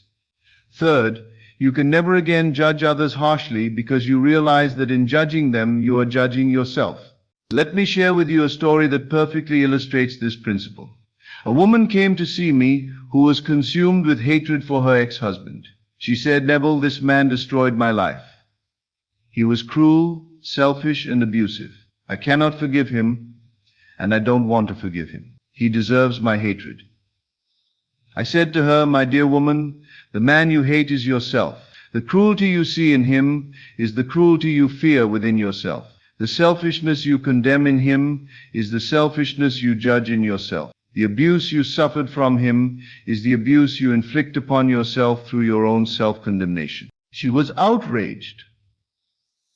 "How dare you suggest that I am like him? I am nothing like that monster."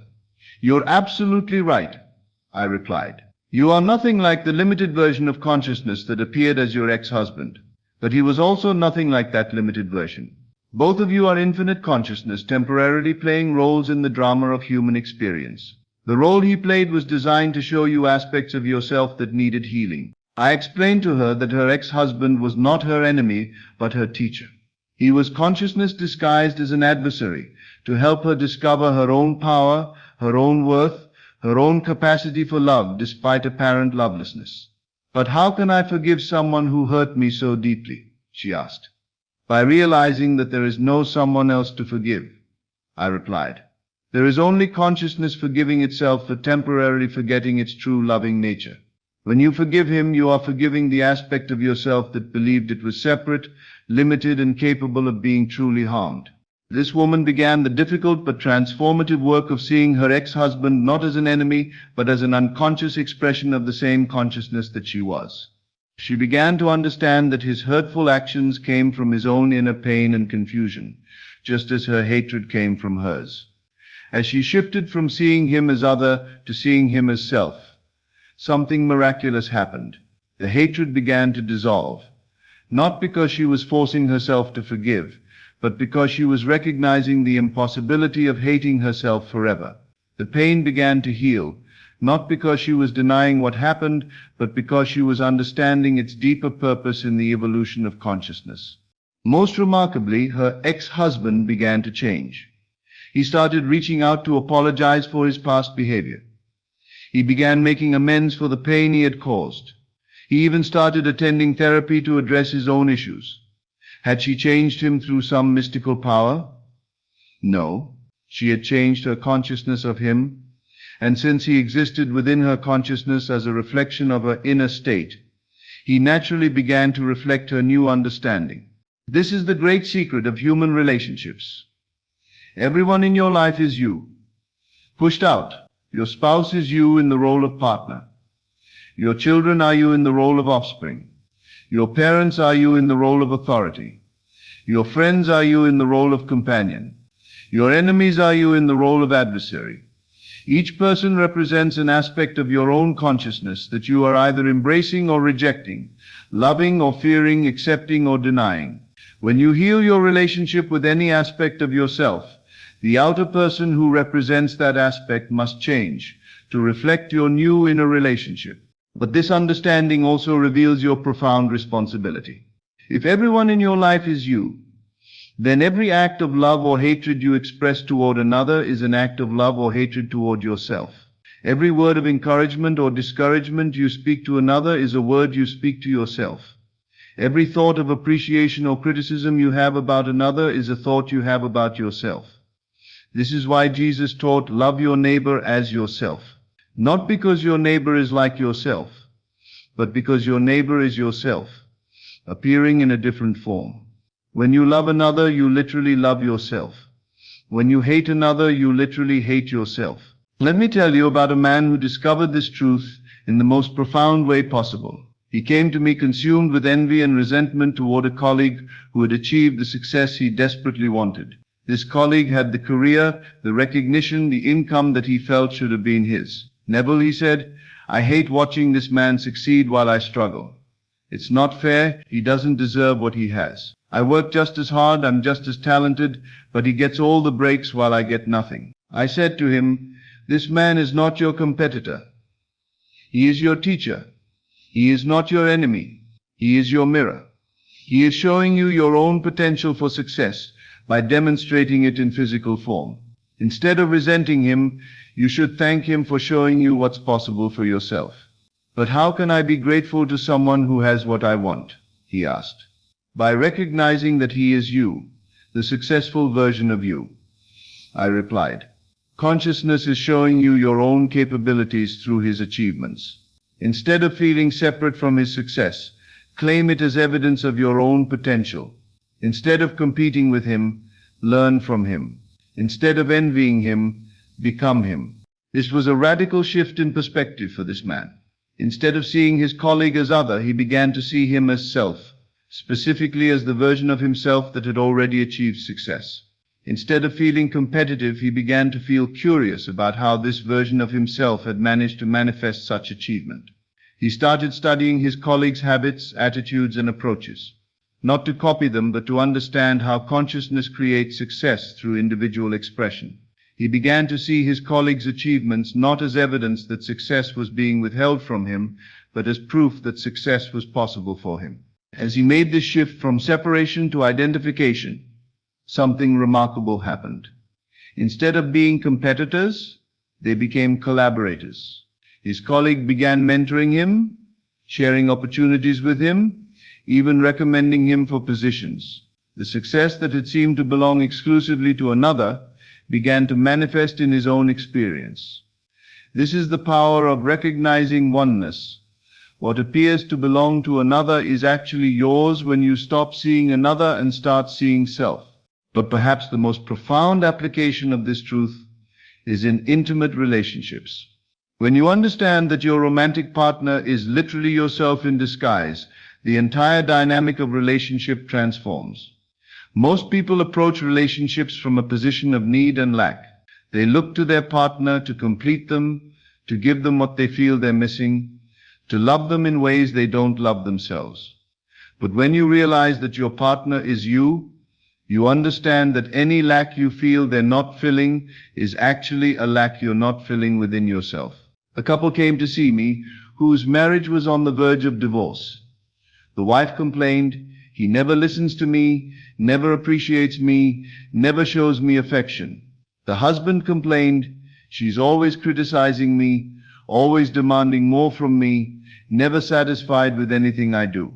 I said to them, "You are both describing yourselves to yourselves. You, madam, are experiencing your own inner dialogue of feeling unheard and unappreciated. And you, sir, are experiencing your own inner critic that is never satisfied with your efforts." They looked at me in confusion. So I continued, "Your spouse is your own consciousness reflected back to you. The way they treat you is the way you treat yourself. The love they show you is the love you show yourself. The criticism they express is the criticism you express toward yourself." I gave them an assignment that completely transformed their relationship. For 1 month, they were to focus not on changing their spouse, but on changing their relationship with themselves. The wife was to practice listening to herself, appreciating herself, and showing herself affection. The husband was to practice stopping his inner critic, accepting himself, and acknowledging his own efforts. The results were miraculous. As the wife began to truly listen to her own inner voice and appreciate her own worth, her husband naturally began to listen to her more and show her greater appreciation. As the husband began to silence his inner critic and accept himself, his wife naturally became less critical and more accepting of him. They had discovered the great secret of relationships. You cannot get from another what you don't give to yourself, because the other is yourself. This truth extends beyond personal relationships to your relationship with all of humanity. When you understand that you and everyone else are one consciousness appearing as many, you realize that the healing of the world begins with the healing of your own consciousness. Every act of love you perform for another is an act of love performed for yourself. Every contribution you make to another's well-being is a contribution to your own well-being. Every blessing you extend to another is a blessing you extend to yourself. But equally, every act of harm you commit against another is an act of harm against yourself. Every judgment you make about another is a judgment about yourself. Every limitation you place on another is a limitation you place on yourself. This is why the Golden Rule is not just a moral guideline. It's a statement of metaphysical fact. You should treat others as you would want to be treated, because others are you, experiencing themselves through different individual expressions. When you truly embody this understanding, your entire experience of life transforms. You stop feeling like a separate individual struggling against a hostile world, and start feeling like consciousness itself, exploring its own infinite nature through countless individual expressions. You stop trying to get love from others and start being the love that you are. You stop seeking approval from others and start giving yourself the approval you seek. You stop waiting for others to change and start being the change you want to see. But most importantly, you stop feeling alone. How can you feel alone when everyone you meet is another face of your own eternal self? How can you feel unloved when every being you encounter is love itself in disguise? How can you feel separate when separation is literally impossible in a universe where consciousness is one and indivisible? So tonight I want you to begin a great experiment. For the next week, treat every person you encounter as if they were literally yourself in disguise. When someone is kind to you, receive it as yourself being kind to yourself. When someone is difficult with you, see it as an aspect of yourself that needs healing. When someone succeeds, celebrate it as your own success. When someone struggles, extend to them the compassion you would want for yourself. Watch what happens when you stop believing in other people and start recognizing other selves. Watch how your relationships transform when you shift from separation to identification. Watch how your experience of love expands when you realize that every being you love is literally yourself loving yourself. You and I are one. You and everyone are one. There is only one consciousness in this universe, and you are it, I am it, everyone is it. We are all waves in the same ocean, rays from the same sun, thoughts in the same infinite mind. The search for love ends when you realize that everyone is love itself appearing in individual form. The fear of abandonment dissolves when you understand that you can never be separate from your own eternal self. The experience of loneliness becomes impossible when you recognize that solitude is simply consciousness enjoying its own perfect company. You and I are one. Not as a beautiful ideal, but as an absolute reality. Not as something to achieve, but as something to recognize.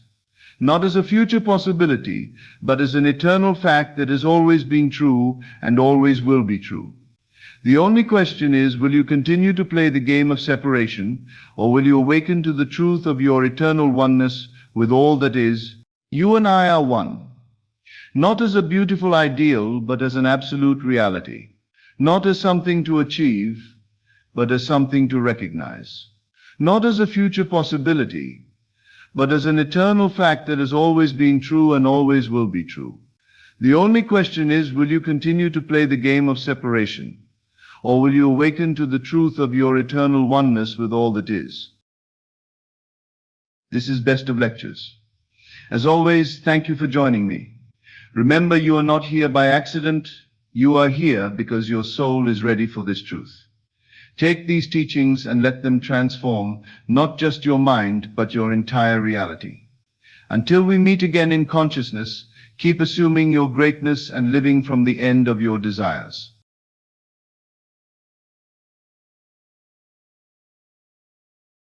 Listen to me carefully. Right now, in this very moment, you are more powerful than you've ever been told. You are not just flesh and bone walking through a predetermined world. You are a conscious being wielding forces that most people spend their entire lives completely unaware of. I'm going to share something with you that changed everything for me, and I believe it will change everything for you too. But first, let me ask you this. Have you ever felt like there's something more, like you're operating at maybe 10% of your true potential? That feeling isn't random, it's your inner wisdom trying to wake you up.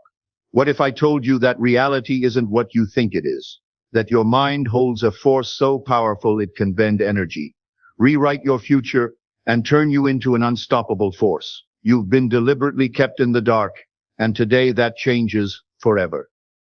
3 years ago, I was stuck. Completely stuck, working a job that drained my soul, struggling financially, watching other people succeed, while I felt like I was running through mud. I kept thinking, there has to be more to this. And that's when I discovered something that scientists have been proving for decades, but somehow, most of us never learned about it. Your consciousness, your very awareness, is not separate from the physical world around you. It's actively creating it, moment by moment, thought by thought, emotion by emotion. Here's what blew my mind. 99% of people are programmed to weaken themselves. They unknowingly drain their own power, sabotage their potential, and live their entire lives at a fraction of what they're truly capable of. But you're about to break free from that programming forever. Here's what quantum physicists discovered that changed everything. When scientists observe particles at the quantum level, those particles literally change their behavior. Think about that. The simple act of conscious observation alters physical reality. In the famous double-slit experiment, scientists discovered something terrifyingly powerful. Particles change their behavior depending on whether they are being observed. This means that the act of observing something actually changes what it is. If a particle, a fundamental building block of reality, can be influenced by consciousness, what does that mean for your thoughts, your emotions, and the energy you send out every day? It means that your focus literally shapes the world around you. Now here's where things get even crazier. You've probably heard of Schrödinger's cat, but most people don't realize how deeply it applies to their own lives. In this thought experiment, a cat is placed in a box with a radioactive atom. The atom could decay and kill the cat, or it might not. The cat is technically both alive and dead at the same time, until someone opens the box and looks inside. This proves something mind-blowing. Until a decision is made, until reality is observed, everything exists as a wave of infinite possibilities. What does this mean for you? It means that right now, every possible version of your life already exists. The wealthy you, the unstoppable you, the highly successful you, the version of you that has already mastered energy control. All of those realities are waiting for you to choose them. But most people never do because they are stuck observing the same version of reality over and over again. But not after today. This isn't philosophy. This is hard science. Your mind isn't just processing reality. It's participating in creating it. Every thought you think, every emotion you feel, is sending out measurable electromagnetic frequencies that interact with the world around you. Dr. Joe Dispenza's research shows us that our thoughts literally rewire our brains. Dr. Bruce Lipton proved that our beliefs control our gene expression. Dr. Rupert Sheldrake's morphic field theory shows that human consciousness is like an interconnected energy web, allowing us to influence each other in ways most people can't even comprehend. These aren't feel-good concepts. These are scientific facts that demonstrate your incredible power to reshape your life from the inside out. Most people have been conditioned to believe that thoughts are just ideas trapped inside their heads. But this is completely false. Thoughts are not passive. They are real forces of energy that actively interact with the world around you. Your mind isn't just processing internal experiences. It's broadcasting energetic signals into the quantum field, shaping reality in ways you've never been taught to understand. Science has now confirmed that your brain functions like a quantum computer, capable of processing millions of energetic calculations per second. And here's where things get even more shocking. Your thoughts don't just exist in your brain, they extend beyond your body into the very structure of reality itself. Here's something that will change how you see yourself forever. Your heart generates an electromagnetic field that's 5,000 times stronger than your brain's. 5,000 times. That means your emotions carry more power than your thoughts alone. This is why when you walk into a room feeling confident and energized, people notice before you even speak. This is why some people seem to effortlessly attract opportunities, while others struggle despite working twice as hard. They've learned to master their energy field, often without even realizing it.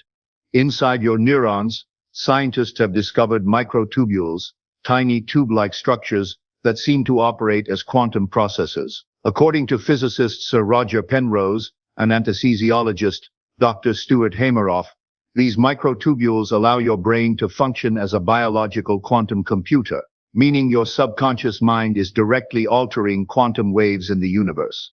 Your thoughts are sending out measurable electromagnetic frequencies that ripple outward. You are already connected to the entire field of reality. You just haven't been trained to use it deliberately. I want you to try something with me right now. Place your hand over your heart. Feel it beating. That organ isn't just pumping blood, it's broadcasting your emotional state to everyone around you. When you feel grateful, genuinely grateful, your heart creates coherent, organized patterns that extend several feet beyond your body. When you're stressed or fearful, it creates chaotic patterns that literally repel the good things you want in life. Here's the brutal truth. 95% of people are living their lives on autopilot, running the same mental programs they've had since childhood. They wake up thinking the same thoughts, feeling the same emotions, and wondering why nothing changes. But you're different. The fact that you're here, listening this, tells me you're ready to break that cycle. You're ready to step into your true power. Most people focus on what they don't want. They spend their mental energy thinking about their problems, their limitations, their fears, and because energy follows attention, they keep creating more of exactly what they're trying to avoid. Here's the problem. No one has ever taught you how to control it. Most people go through life completely unaware that they are constantly transmitting energy into the quantum field. They think their thoughts stay locked inside their heads.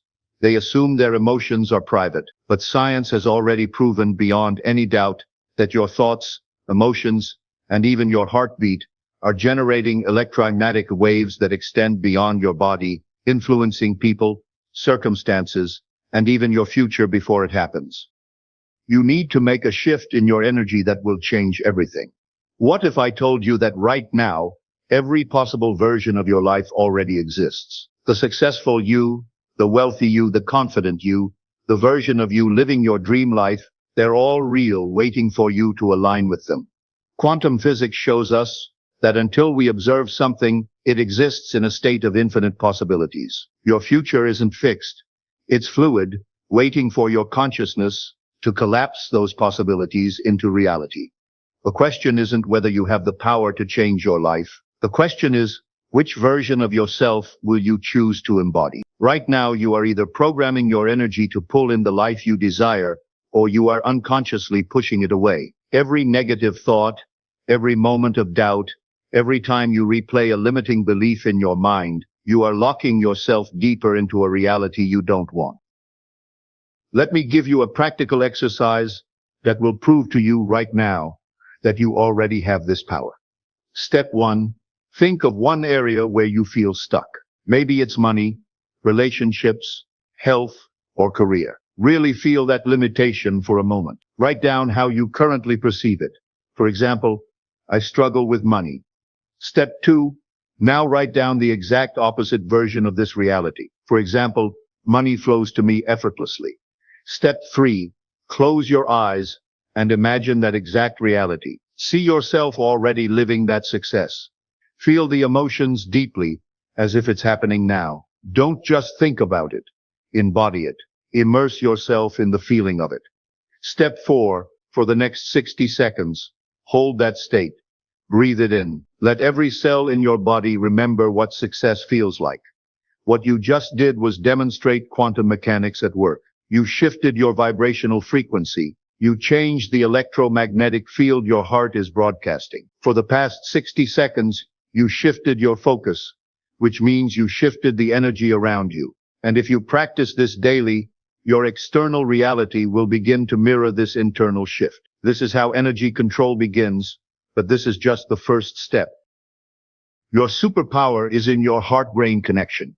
Here's something most people never learn. When your heart and brain are in coherence, when your emotions and thoughts are aligned, you enter a state where manifestation becomes exponentially more powerful. The Heart Math Institute discovered that this coherent state actually synchronizes your entire electromagnetic field. Your body, mind, and external reality begin to work together like a perfectly tuned orchestra.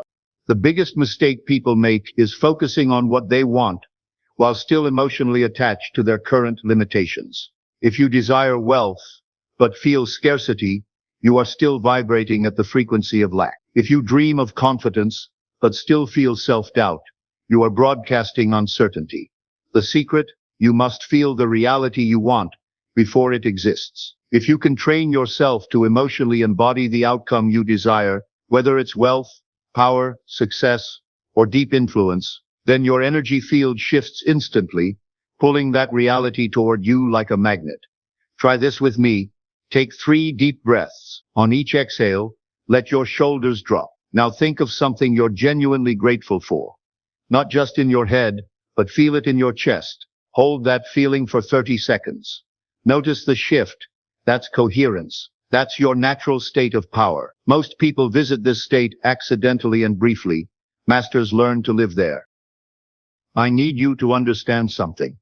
You are not separate from the energy field that connects all things.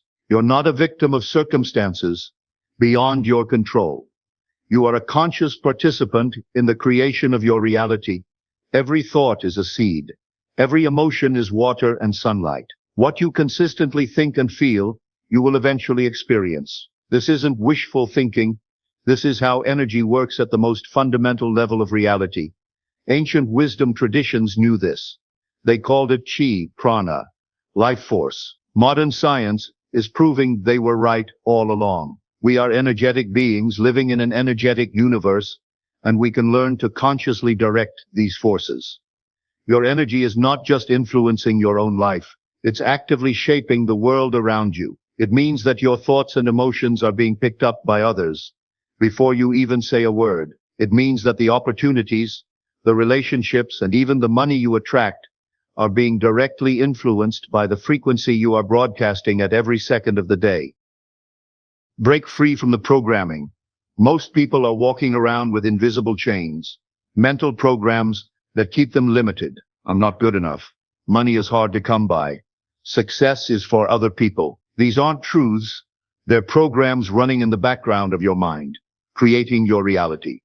But here's the beautiful thing. Programs can be rewritten. Neural pathways can be rewired. Your subconscious mind, which controls 95% of your thoughts and behaviors, can be reprogrammed.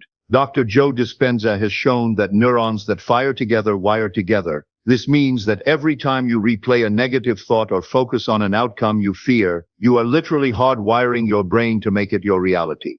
But if you want proof, look at your own life. How often have you expected something to go wrong, only for it to happen exactly as you feared? How many times have you focused on what you lack, only to experience even more of it? This isn't a coincidence. This is your energy locking you into a pattern that keeps repeating itself. Every time you catch yourself thinking a limiting thought and consciously replace it with an empowering one, you're literally rewiring your brain. Every time you choose to feel gratitude instead of fear, you're reshaping your electromagnetic field. Here's something that will expand your mind. Dr. Rupert Sheldrake's research has already proven that human brains can become quantum entangled, which means that two people's energy fields can literally sync up even across vast distances. This explains why you think about someone and suddenly they call or text you, why you walk into a room and immediately sense the energy of the people inside, why you have a gut instinct about something and it turns out to be right. These aren't random coincidences. These are real, measurable energy transmissions happening between you and the people around you. Your energy field is like a radio station, and you can only receive what you are tuned into. If your dominant energy is fear, doubt, and scarcity, you will attract people, situations, and events that match that frequency. If your dominant energy is certainty, power, and success, you will begin pulling in experiences that reflect that. Small shifts in consciousness create massive changes in reality. It's like compound interest for your life. Each day you practice energy mastery. Each moment you choose empowering thoughts over limiting ones. Each time you align your heart and mind, it all builds on itself. I've seen people completely transform their lives in months, not years, once they understand and apply these principles consistently. Not because they got lucky, but because they learned to work with the fundamental forces that govern how reality operates. Here's the most powerful shift you can make. If you start obsessively focusing on what you want, your reality has no choice but to change. Right now, close your eyes and imagine your ideal life. The success, the freedom, the power. How often do you actually let yourself live in that reality mentally? If the answer is rarely, you've just found the reason you aren't there yet. What you focus on expands, and when you start focusing on your future as if it's already yours, reality starts bending to match it. Here's your daily energy practice, the foundation of your transformation. Here's what I want you to commit to, starting today. Number 1, morning power ritual. Before you check your phone, before you let the world in, spend 5 minutes connecting with the version of yourself you're becoming. See them, feel them, breathe as they breathe. Find a quiet place and close your eyes. Take 3 deep breaths, inhaling for 5 seconds, holding for 5 seconds, and exhaling for 5 seconds. Repeat 3 times. Think about a moment where you felt deep gratitude or love. It can be a person, an experience, or even the feeling of achieving your biggest goal. As you focus on that feeling, imagine it expanding outward from your heart. Feel it radiating through your entire body. Hold this state for 60 seconds. Let it consume you. Number 2, heart coherence check. 3 times throughout the day, place your hand on your heart and ask, what am I broadcasting right now? If it's not aligned with what you want to create, take 30 seconds to shift it. Number 3, visualization mastery. Visualize your highest self, the version of you who already has everything you desire. Now embody them. Feel their energy. Walk the way they walk. Breathe the way they breathe. Think the way they think. Hold this state for at least 3 minutes. When you open your eyes, carry that energy into the rest of your day. Number 4, evening gratitude reset. Before sleep, feel genuine appreciation for 3 things that happened that day. This programs your subconscious mind with positive frequencies while you rest. Your body isn't just a physical vehicle. It's a sophisticated energy system with its own intelligence. Every cell contains mitochondria that produce energy. Every organ has its own electromagnetic field. Your nervous system is essentially an electrical network more complex than any computer. Think of your body like a battery, but not just any battery. This is a special kind that can be recharged and made stronger through simple daily habits. Every morning when you wake up, your energy levels start fresh. But by lunch, many people feel tired and reach for coffee or sugar. This happens because they're losing energy without knowing how to keep it. The secret is that we can actually control how our energy flows and builds throughout the day. Your body creates energy in every cell, every second. This energy moves through your body like electricity through wires. When the energy flows smoothly, you feel strong, focused, and ready for anything. When it gets blocked or leaks out, you feel tired and stressed. The ancient Chinese discovered this energy system over 5,000 years ago. They called it qi, life force energy. They found that certain breathing patterns, movements, and pressure points could increase and direct this energy. Modern science now proves they were right. When you align your thoughts and emotions with what you want to create, you're not just changing your mind, you're restructuring your entire biological system to support your new reality. Let me share something that still gives me chills. Your brain has approximately 86 billion neurons, each capable of making thousands of connections. The number of possible neural combinations exceeds the number of atoms in the known universe. Think about that. Your potential for growth, for new thoughts, for different experiences is literally infinite. You are not fixed. You are not limited by your past. Every moment is an opportunity to forge new neural pathways and step into a new version of yourself. The human body generates different types of energy. Electrical signals in our nervous system, chemical energy from food, and thermal energy through body heat. By learning to direct these energies, we can create real changes in our physical state and performance. The electromagnetic field generated by our heart is the strongest in the body, measurable up to several feet away. Research shows this field changes based on our emotional state. Positive emotions create coherent, ordered patterns, while stress and negative emotions create chaotic ones. Here's an advanced concept that will accelerate your transformation. In the quantum field, linear time doesn't exist the way we experience it. Past, present, and future are happening simultaneously. When you visualize your desired future with such intensity that it feels completely real, you're not just imagining, you're connecting with a version of yourself that already exists in the quantum field. The more real you make it in your mind and heart, the faster that reality collapses into your current timeline. This is why Olympic athletes visualize their performances in detail before competing. This is why successful entrepreneurs see their companies thriving before they built them. They're not just hoping, they're using quantum mechanics to pull their desired future into their present reality. At the quantum level, particles can be in multiple states and places at the same time. This quantum effect happens with the energy in our bodies too. The electrons in our cells follow these same rules. They can tunnel through barriers and exist in different energy states all at once. By learning to sense and direct this quantum behavior, we can do things that seem impossible. I need to be honest with you. As you begin this journey, resistance will show up. Your old programming will fight back. Your subconscious mind, comfortable with familiar patterns, will try to pull you back to what you've always known. This is normal. This is expected. This is actually a sign that you're making progress. When you feel this resistance, don't fight it. Acknowledge it and continue anyway. Every time you choose growth over comfort, you strengthen your ability to create conscious change. Remember, your current reality is the result of past thoughts and emotions. There's a lag time between shifting your energy and seeing the physical changes. Trust the process. Stay consistent. The transformation is happening even when you can't see it yet. Many people waste their energy without realizing it. They tense their muscles when they don't need to. They hold their breath during stress. They forget to take breaks when working. All these habits drain energy that could be used better. Here's the secret that accelerates everything. Combining clear intention with elevated emotion. When you think about your desired future and feel the emotions of already having it. Gratitude, joy, excitement, love. You create a powerful electromagnetic signature that reorganizes reality around you. Most people think about what they want from a place of lack, feeling the absence of what they desire. But masters think about their goals from a place of fulfillment, feeling the presence of what they're creating. This emotional shift is everything. It's the difference between hoping and knowing, between wishing and creating, between dreaming and manifesting.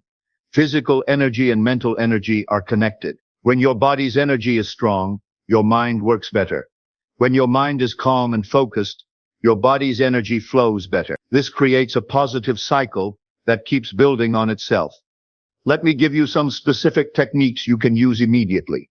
Number 1, energy sensing exercise. Put your hands about 6 inches apart, palms facing each other. Focus on the space between them. Many people notice a slight tingling or pressure.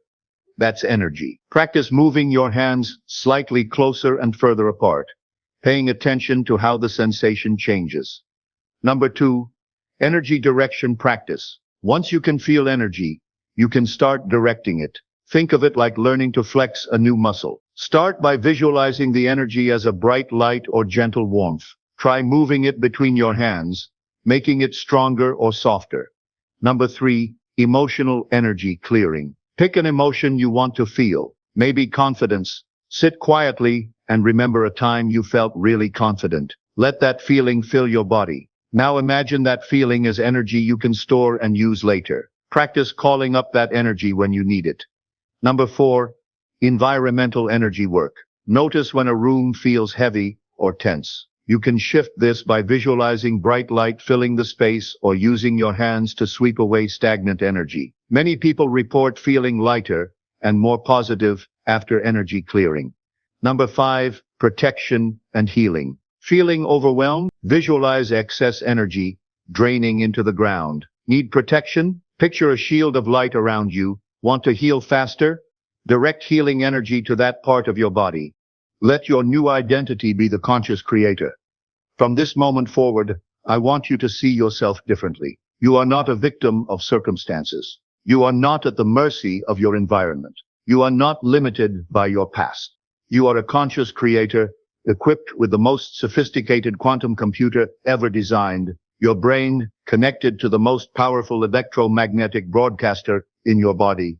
Your heart operating within an infinite field of possibility. When you wake up tomorrow morning, before your feet hit the floor, remind yourself, I am the author of my reality. I am the architect of my experience. I have the power to choose which version of myself I embody today.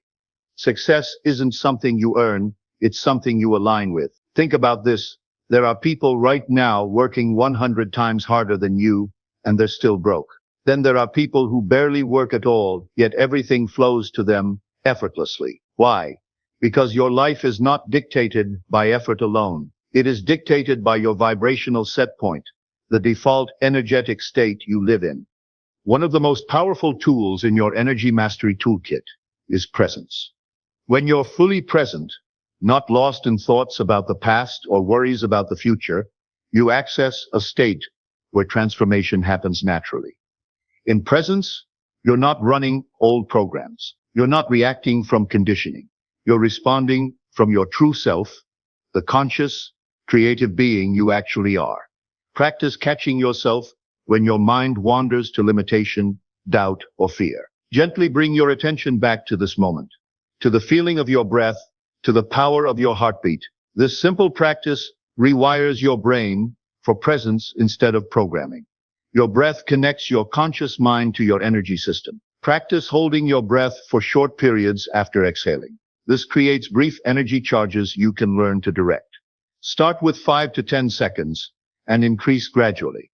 As you begin to master your own energy, you'll notice how differently you interact with others. Instead of being affected by their moods and limiting beliefs, you become a source of positive influence. You'll start attracting people who match your new frequency, while naturally distancing yourself from those who drain your energy. This isn't being selfish. It's being responsible for your energetic state and consciously choosing to surround yourself with people who support your growth. Remember, You can't change others, but you can change yourself so profoundly that your very presence inspires change in those around you. The people around you influence your energy state. Some people leave you feeling energized, others drain you. Start spending more time with those who boost your energy and limit contact with those who drain it.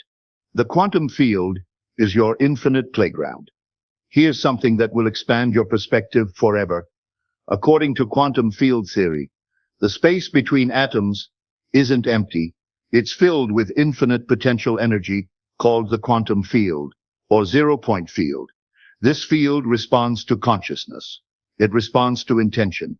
It responds to the coherent energy of your heart and mind working together. When you align yourself with this field through focused intention and elevated emotion, you tap into possibilities that seem miraculous to those who don't understand how it works.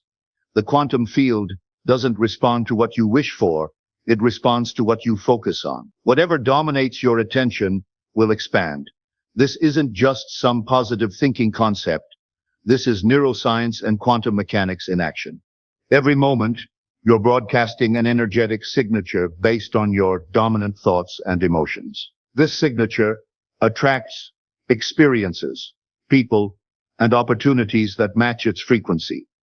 Take a moment right now to tune into what you've been broadcasting lately. Has it been confidence or doubt, gratitude or complaint, possibility or limitation? Whatever it is, remember that you have the power to change it in an instant. Your energetic signature is your reputation in the quantum field. Make sure it's representing the version of yourself you want to become, not the version you're trying to leave behind. If you are stuck in doubt, fear, and limitation, your energy field is in a low-frequency state, and you are repelling the very things you desire. But the moment you learn how to shift into confidence, certainty, and gratitude, your energy expands, your reality reorganizes, and you begin pulling in exactly what you want. Make this your new normal. Transformation isn't about having one powerful experience. It's about integrating new ways of being into your daily life until they become your new normal. Start small. Choose one limiting belief and consciously replace it with an empowering one every day. Pick one area of your life and consistently visualize it improving. Select one elevated emotion and practice feeling it regularly, even when circumstances don't justify it. Small, consistent actions create massive transformations over time. You don't need to change everything at once. You just need to change something every day. The best part about energy control is that it builds over time. Each day you practice these techniques, your energy system gets stronger. It's like building a muscle. The more you use it, the stronger it gets. Soon, high energy becomes your normal state instead of something that comes and goes.